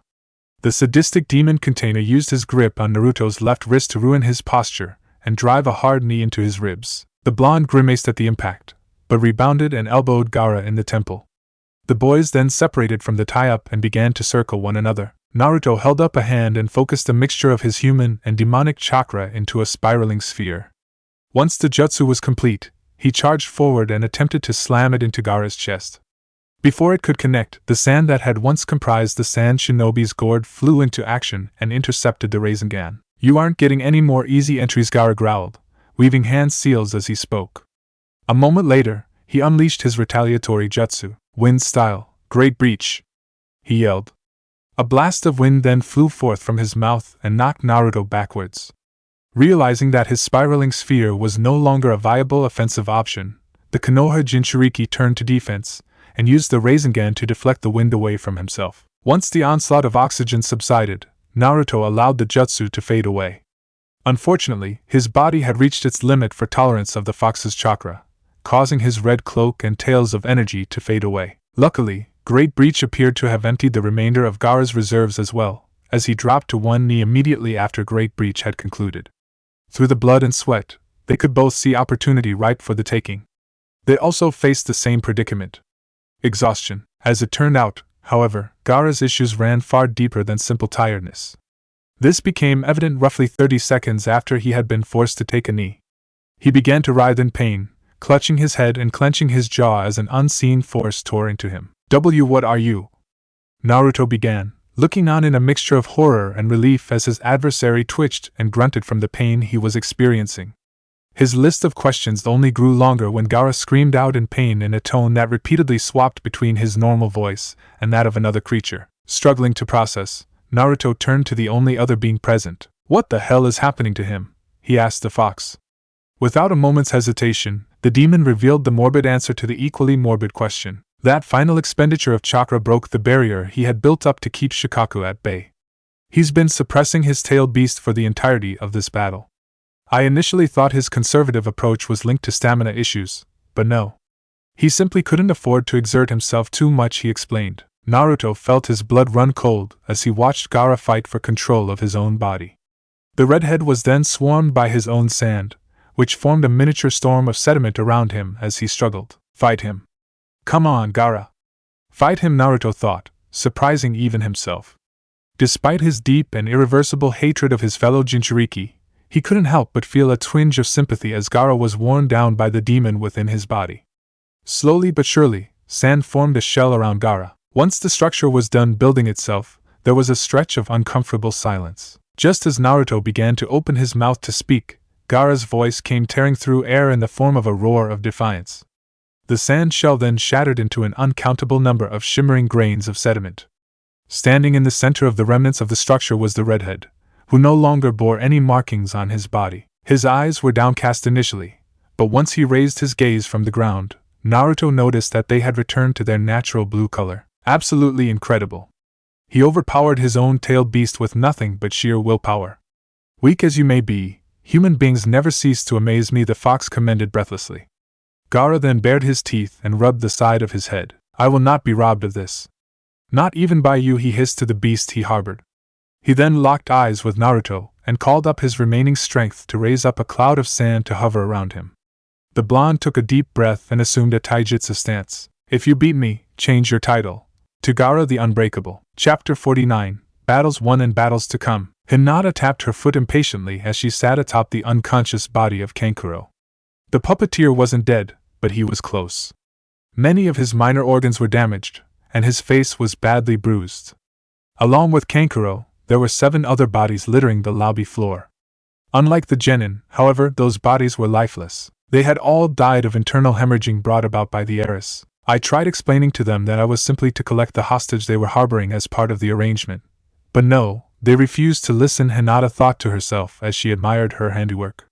Much to her delight, there was very little blood on the ground, save for the small accumulations by the mouths of the fallen guards. It had been a fairly clean performance despite the chaotic nature of the scuffle. The thing that was nagging at her patience was the length of time it was taking for Temari to emerge from the upper level. Hinata had considered simply walking up the stairwell at the back of the lobby, but was too wary of traps and hidden enemies to do so. It had been nearly 2 minutes since her brutal and swift drubbing of Kankuro, and there had been no signs of Temari. Just as the Hyuga girl was beginning to consider risking the stairwell, the sound of footsteps became audible. Hinata returned her attention to the stairs and narrowed her eyes. A moment later, Temari came walking down the stairs, her fan strapped to her back. Took you long enough. What exactly were you waiting for? Hinata asked as the fan wielder looked over the situation carefully. After a few seconds of self-gathering, Temari responded to the question. I had arrangements to make. And from the looks of it, you've been busy in the meantime, she said, the slightest trace of anger in her voice. Hinata shrugged and gestured to the bodies around her. All of this could have been prevented if you had just brought Nara-san to me immediately.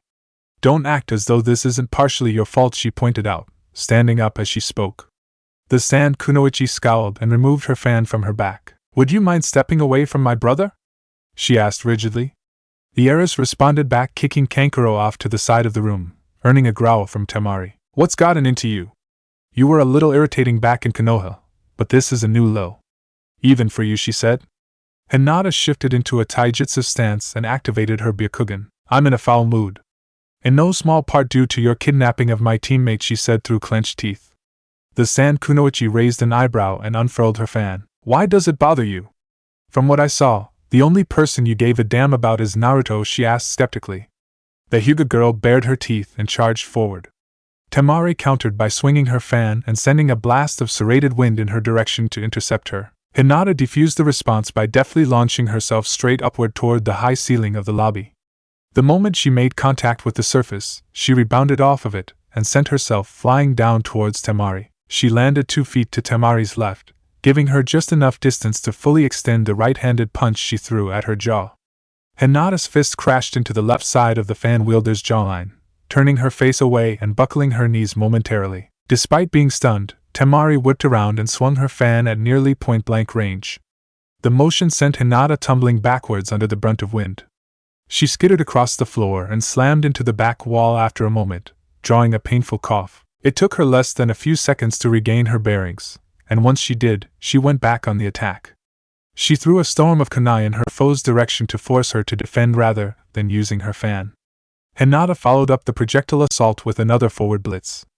Unlike before, Temari wasn't able to intercept her in time, the reason being that Hinata had been inching forward the entire time she was throwing kunai, meaning that she had less distance to cover. With her defenses open and compromised, Temari was struck on her right shoulder by a palm strike from Hinata, instantly dislocating and numbing the arm.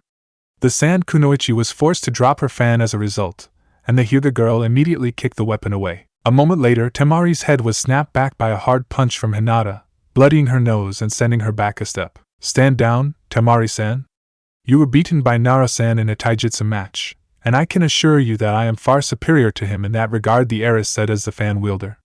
Temari growled and swung a wide punch at her in response. Hinata effortlessly pulled her head back just enough to make the strike miss before countering with a sharp, short punch to the temple.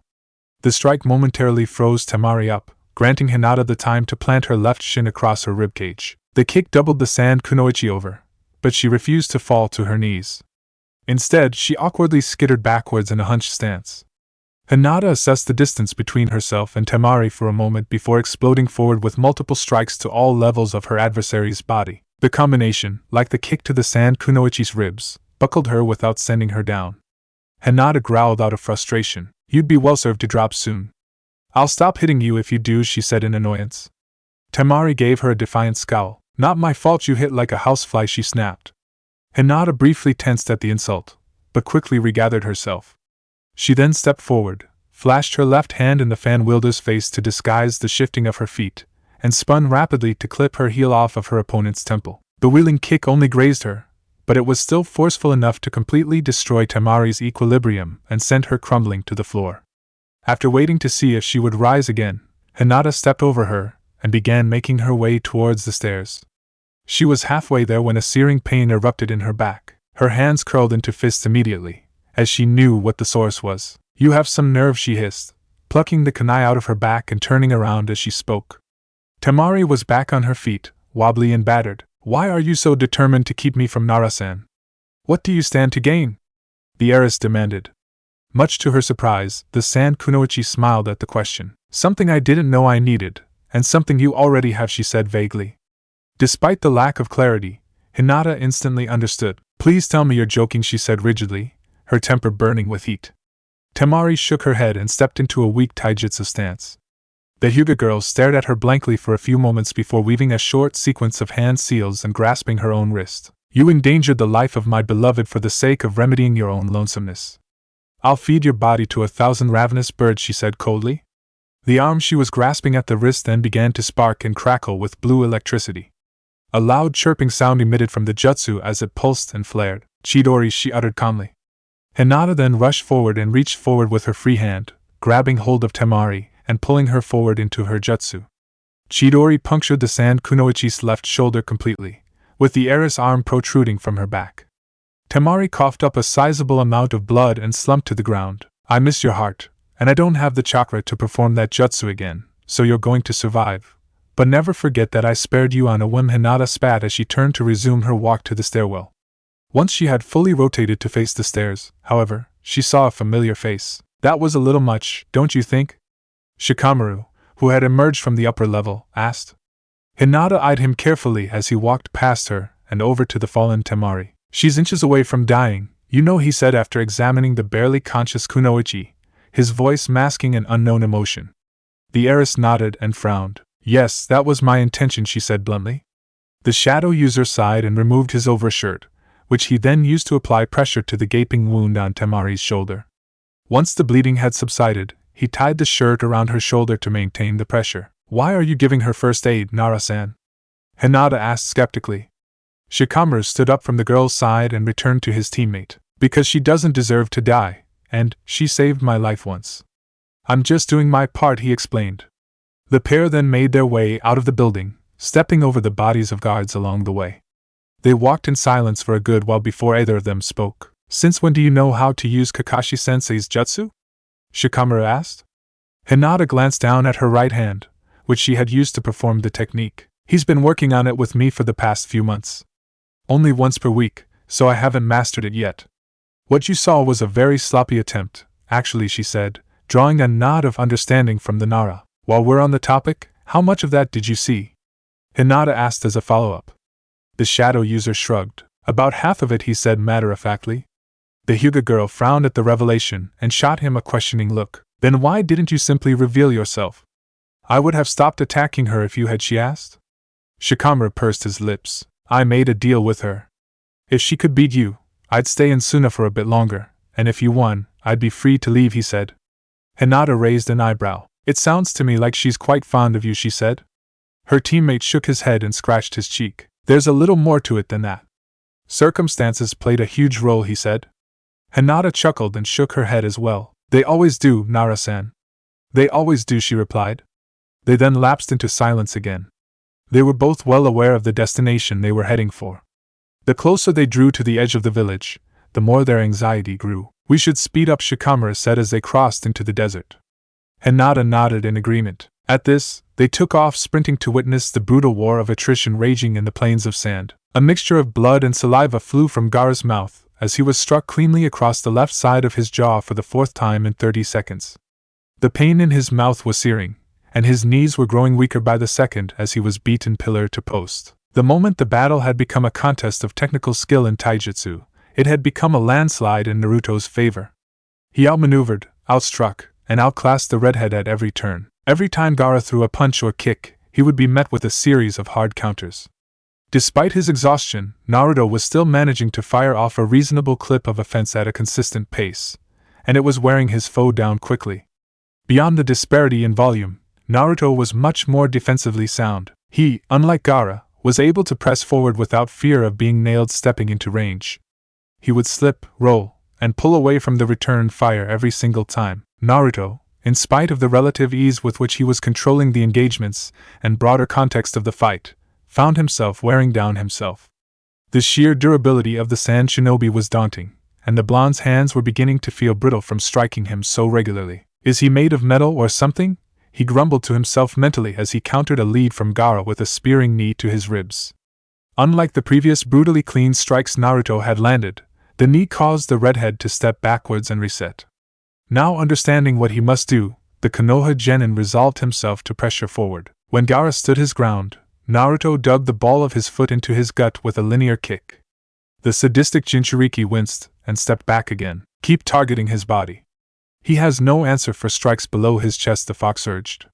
Naruto took a deep breath and nodded.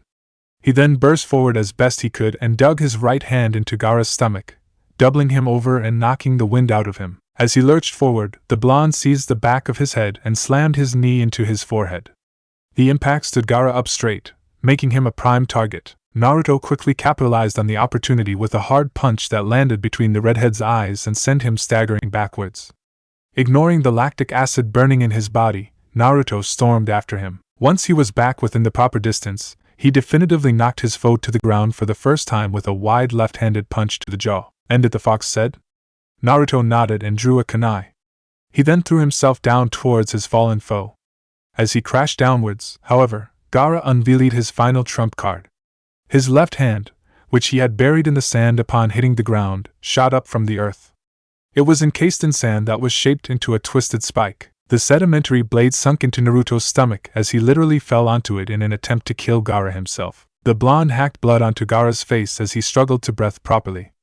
The redhead then forced his way back to his feet, his hand still embedded in Naruto's abdomen as he stood up. A scream of horror then erupted from the north, prompting Gaara to glance back over his shoulder. "It seems we have an audience." "How rude of them to eavesdrop," he said while twisting the spike further into Naruto's body. The blonde grimaced and struggled to remove the spike to no avail. As he floundered, Gaara chuckled. "Should you find a way to survive this, you have me beaten. I've emptied the last of my chakra into the sand currently tearing away at your intestines," he said as red sweat trickled down his face.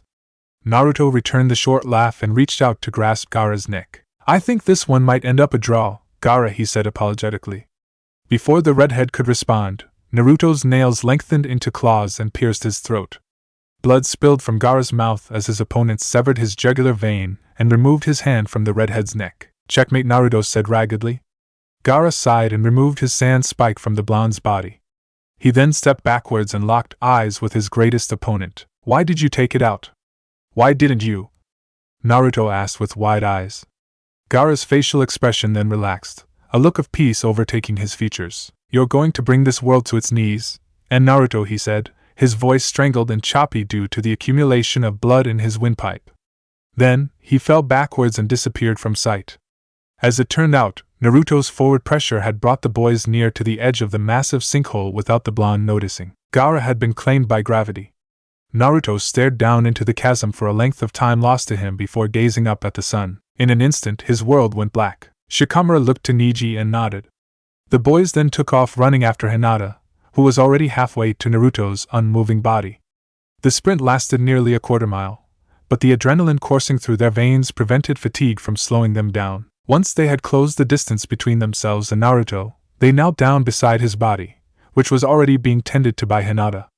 Her hands were glowing green over the horrific stab wound on his stomach, and slowly but surely, the injury was mending. "He's unbelievably lucky. If Gaara had aimed even an inch higher, he would have completely destroyed his diaphragm. His intestinal tract has been ruptured, but it won't be fatal as long as I can mend it," the heiress reported while she worked away. Neji mouthed the word wow as he observed the medical proficiency of his cousin. "Since when are you a skilled medical ninja, Hinata-sama?" he asked curiously. The Hyuga girl shrugged and checked Naruto's pulse for the sake of caution. "I already knew a limited degree of it, but when plans were set to come to Suna I decided to sharpen up. Mother was an excellent medic during her lifetime, so I requested to study her notes. Father happily obliged," she explained. A moment later, Naruto's breathing stabilized. Hinata sighed in relief and cradled his head. "He's going to be okay," she whispered, tears threatening to fall from her eyes. Shikamaru laid a hand on his unconscious teammate's forehead and winced. "He's still burning up. Probably from exhaustion. I'm willing to bet that he won't wake up for a little while," he said. The Hyuga girl nodded and gestured to Neji for help lifting the blonde. "Yes, he'll likely need to be carried for most of, if not all, of the trip back home," she said honestly. The Hyuga children then gingerly raised Naruto from the ground and began the slow trek back to Suna to find Kurinai. Unlike his comrades, Shikamaru did not leave the site of the battle immediately. Instead, he made his way to the edge of the sinkhole and looked into the darkness below just as Naruto had. "I may have hated you while you were alive, but I always understood you. To some extent, at least," he thought to himself. Shikamaru shivered as a breeze blew by. "You walked into the wind your whole life, you were constantly kicked while you were down, and you never got what you wanted. All you were really looking for was somebody to put you out of your misery," the shadow user lamented. He then untied his forehead protector from around his bicep and tossed it into the abyss, a tribute to the dead. After a few seconds, he turned around to follow his fellow genin. If there's any peace to be had in hell, I pray that you find it, Gaara. Naruto's eyes slowly opened as sunlight streamed through the window of his hospital room. His body was sore, particularly in his stomach area, and his breathing was a bit labored, but he was very much alive. After carefully propping himself up and looking around the room, he spotted a very welcome face sitting in the corner. Good, you're awake. Welcome home, my boy, Hiruzen said with a smile. The blonde let out a sigh of relief at the confirmation that he was back in Konohagakure. Noticing his lessened stress, the Hokage scooted his chair forward and put a hand on the boy's shoulder. Based on what I've been told, and your reaction just now, you had quite a difficult time in Suna, he said. Naruto nodded and cracked his stiff neck to better his comfort. Difficult is an understatement. Gaara took me to hell and back. I knew it would be hard, but I never could have prepared for the war I had to win, he admitted. Hiruzen removed his hand from his shoulder and stroked his chin. It fascinates me that the Jinchuriki of the One-Tails could trouble you so much. The fox is and always has been much more powerful than Shikaku. According to Shikamaru, the two of you fought to what essentially amounted to a draw, he said thoughtfully. The blonde rubbed his eyes and reached for the glass of water that was sitting on his bedside table. Gaara was a lot stronger than me man to man. Without our inner demons, he would have mopped the floor with me. No doubt about it, he said honestly. The old man arched his brow. What gives you that idea? From what I saw, that boy never fought without the assistance of his demon, he asked skeptically. Naruto thought back to the final exchange between himself and the redhead, in which he was impaled. That sand he used isn't linked to Shikaku. It doesn't even require chakra. It defends him on his own. Even when we were dead tired, it was blocking my punches. By that point, Gaara had already suppressed his demon too, so he wasn't using its chakra, he said. Hiruzen's eyes widened. He suppressed Shikaku? He asked, dumbfounded by the revelation. The Jinchuriki smiled and nodded his head. Yeah, he did. With nothing but his own will and chakra. He may have been my enemy, but I couldn't help but root for him while he fought for control of his own body, he said in a reminiscing tone. The Hokage shook his head and stood up from his chair to gaze out the window. That is an absolutely monumental feat for a lone human to achieve. But more importantly, his death marks the end of Shikaku for the foreseeable future. There are now 8-tailed beasts rather than 9, he said. Naruto furrowed his eyebrows. Does that affect anything? He asked. The Hokage sighed and straightened his robes a bit as he searched for a suitable explanation. There are men in this world that seek to control the power of the tailed beasts. Be it through extraction from their Jinchuriki or by manipulating the hosts themselves. With one gone for the next century or so, their primary goal is thwarted. I still fear that they may find other ways to achieve their ends, though, he said. He then turned to face Naruto and gave him a serious look. You'd do good to take note of that. When you take the reins of Konohagakure, you'll inevitably come across these ninja. They're more dangerous than any other threat currently being faced by our world. Both in the short and long term, he said sternly. The Jinchuriki sighed. That's where you're wrong, Naruto. I suppose I should tell you. It's been 3 days since your arrival back in the Leaf. In that time, the Nara, Hyuga, and Akimichi clans have all held public speeches honoring you and your valiant effort in Sunigakure. Your popularity is on the upswing. Hayashi in particular did an excellent job of likening you to the civilians, he corrected proudly. The blonde perked up at the news. Really? That's awesome. I mean, the Hyuga and Nara clans make sense, but why the Akimichis? He asked. The Hokage shrugged. The heir, Choji, is closely acquainted with Shikamaru, so you bringing him back home brought the family great joy, he said simply. Naruto laid down in the bed and took a deep breath as he processed the information. After a lapse of silence, Hiruzen reached into the pocket of his robes and produced a notebook. Since you're going to be stuck in mildly intensive care for the next few days, I figured I'd give you a head start on Kagehood, he said, handing the bound paper to Naruto. The Jinchuriki eyed it skeptically, earning a chuckle from the Hokage. I know you aren't much of a reader, but I think you should give that a try. Now, I must be off. Hinata will be in to visit within the hour, so be prepared, the old man said. He then exited the room and left Naruto alone. Once he was gone, Naruto studied the notebook in his hands, flipping it over a few times to test its weight and density. As he did so, he came across an indentation. Upon further examination, it was a name etched into the back cover. Minato Namikaze. Chapter 50, Epilogue. A bead of sweat trickled down Naruto's face as he awaited the action of his opponent. He was deep into a layered, strenuous war of attrition. His stress was visible on his face as his foe smirked and made his move. The outcome caused Naruto's eyes to widen. "Checkmate," Shikamaru said smugly, gesturing to the chessboard in exaggerated fashion to emphasize his victory. The blonde groaned and leaned back in his chair. "How can you be so good at this? That's the 8th time you've beaten me, and we haven't even eaten dinner yet," he grumbled dejectedly.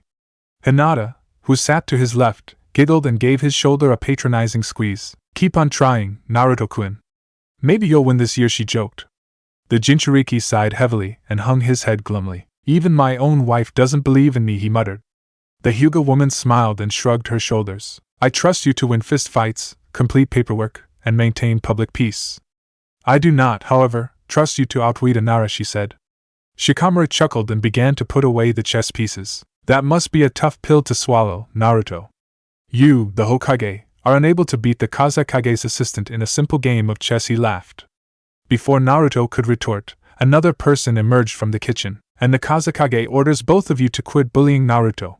He's already had his dignity taken from him," Temari said as she set plates out around the table, one for each of them. After distributing the food-bearing dinnerware, she sat down next to Shikamaru. Hinata silently counted the number of plates on the table, frowning upon completing the process. "Is Shikadai not eating with us?" "There are only 4 plates," she asked curiously. Shikamaru shook his head and took a bite of the steak on his plate. "Nope. He's staying with his aunt and uncle for the night," he explained, looking quite satisfied as he chewed his food. Naruto raised an eyebrow. "Why's that? Does he not like steak or something?" he asked. Temari shook her head as well, glancing at Hinata as she did so. "No, he likes steak just fine. He's not here because he's afraid of you," Hinata, she revealed. The Hyuga woman did a double take at the information being presented to her. "What reason does he have to be afraid of me? I've only met him twice, and I wasn't antagonizing," she inquired. Shikamaru snickered and took a sip of his drink. "It's because you told him to, and I quote, quit eating like a disease-ridden hound." "Seems like a decent reason to me," he said. Hinata huffed and sampled her food as well. That was 2 years ago, and his table manners were atrocious. Elbows on the table, chewing with his mouth open, the work, she said. Temari sighed, a light smile on her face despite the indignation of her guest. "Yeah, and he was also 6 years old. He's gotten a little better with his etiquette since then, but I think you terrified him out of learning."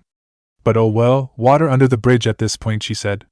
Naruto, opting to save his stubborn wife from digging her own metaphorical grave any deeper, decided to change the subject. "You mentioned that he was staying with his aunt and uncle.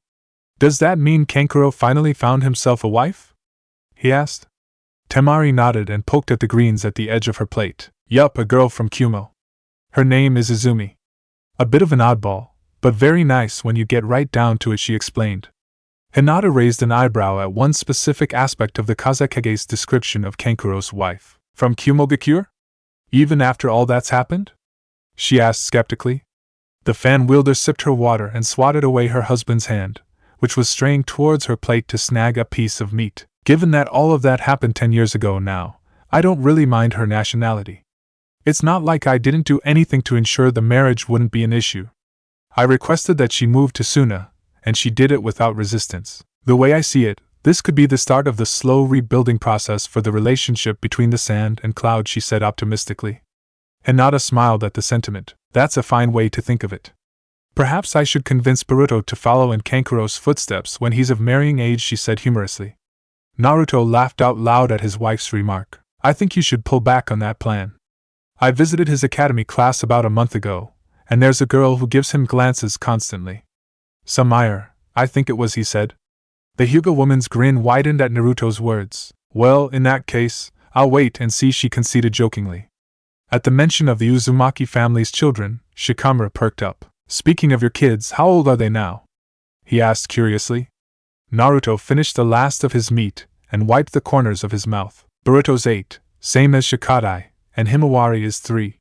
We would have brought them with us, but Boruto has an exam to study for, and he would have gotten prickly if we had only brought Himawari," he said. "They're being watched by my father right now," Hinata added. Shikamaru whistled and shook his head. "Well, at least you know Boruto will be studying while you're out here," he said. The First Lady of Konoha smiled and sighed. "Ever since he stepped down as head of the Hyuga, he's been making an effort to be a grandfather. He's still stern as the grave, But he's a good role model for them alongside Naruto-kun, she said. Temari collected the clean plates of the group and stacked them. When did he step down? I know you lead the hyuga now, but how long has that been the case? She asked. Hinata leaned back in her chair and stretched. He passed the torch to me just after Himawari was born 3 years ago.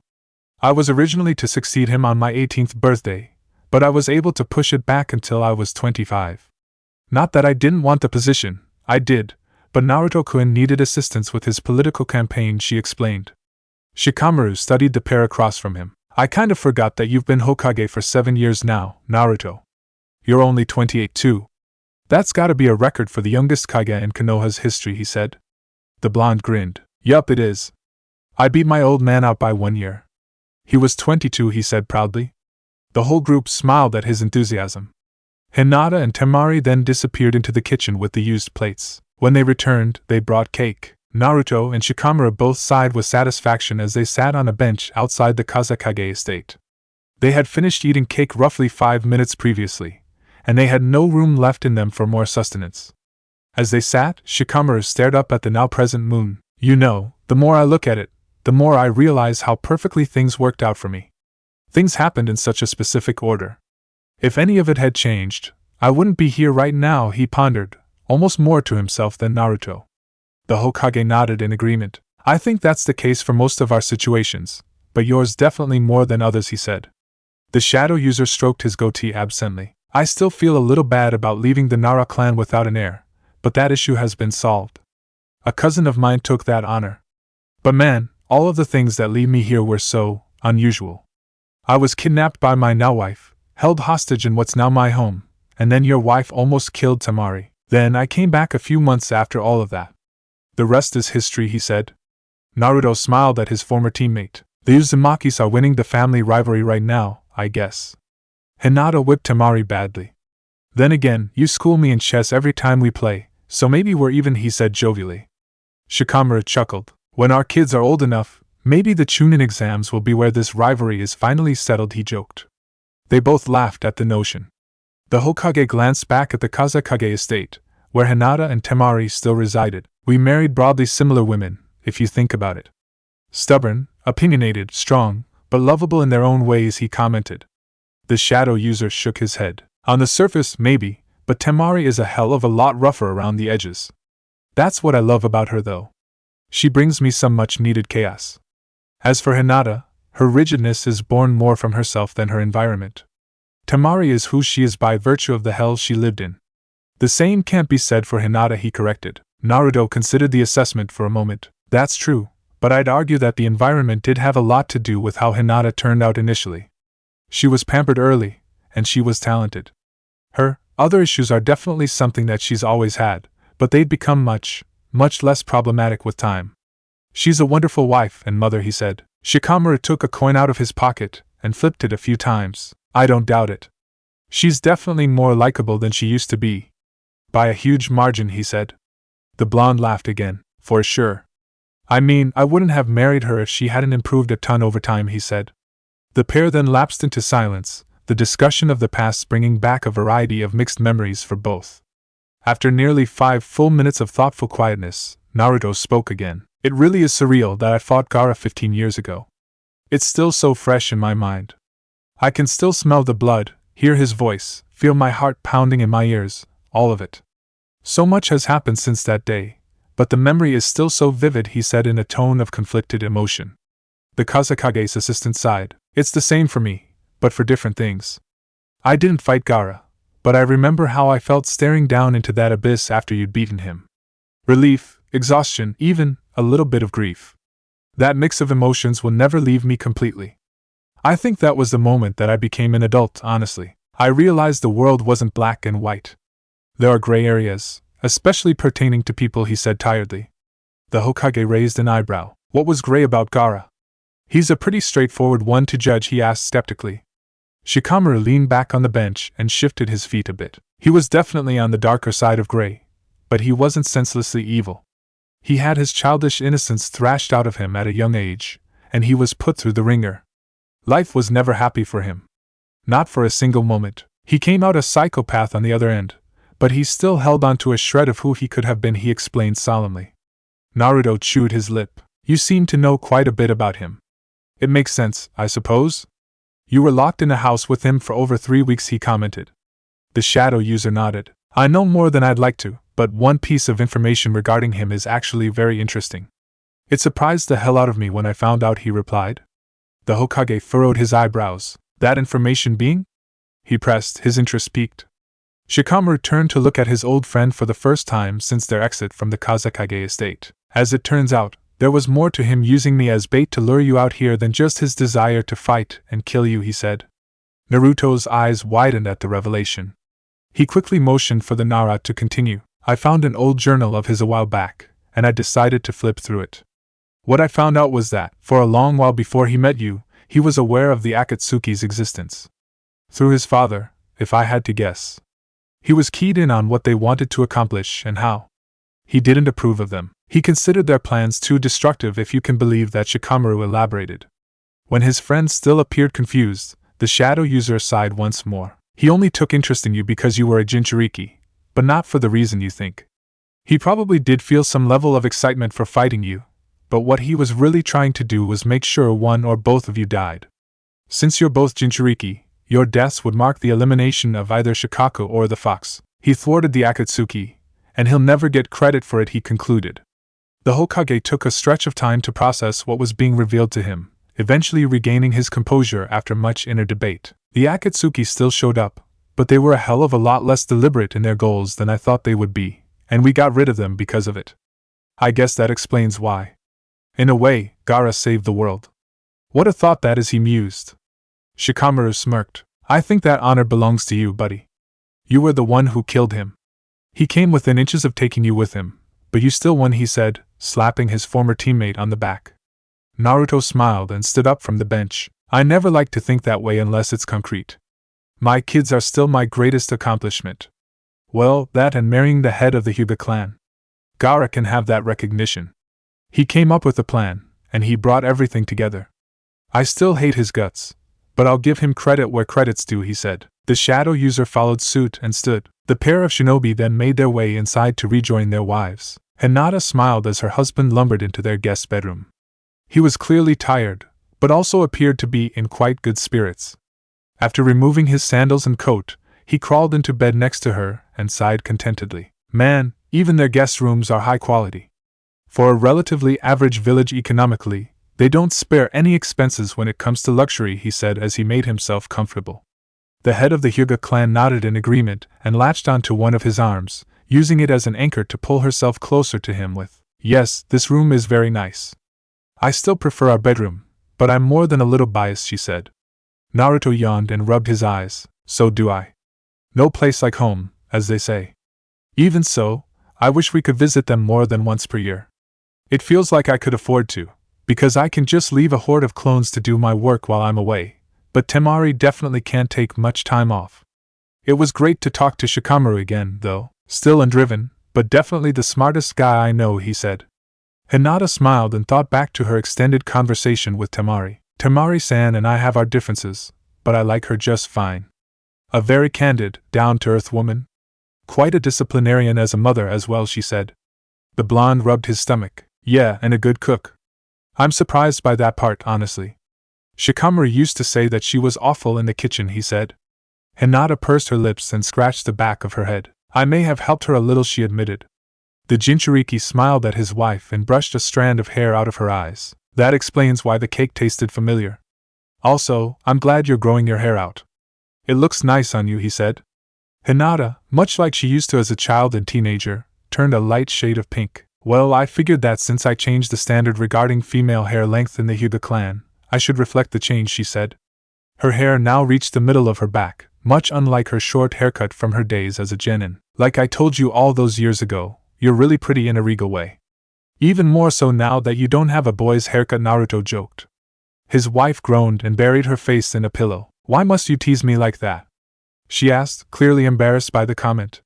The Hokage laughed and hugged her back into himself. Just some payback for your comments at dinner, he said. Hinata sighed and tucked her head underneath his chin. You're hopeless, she muttered. The blonde ran a hand through her hair and closed his eyes to begin his submission to unconsciousness. And you still married me, he countered. Hinata responded by creating a bit of space between them, only to collapse it once again with a kiss on the lips. After a few moments, she removed her mouth from his and traced the whiskers on his cheeks. Yes, and I don't regret it. Loving you was the smartest decision I ever made.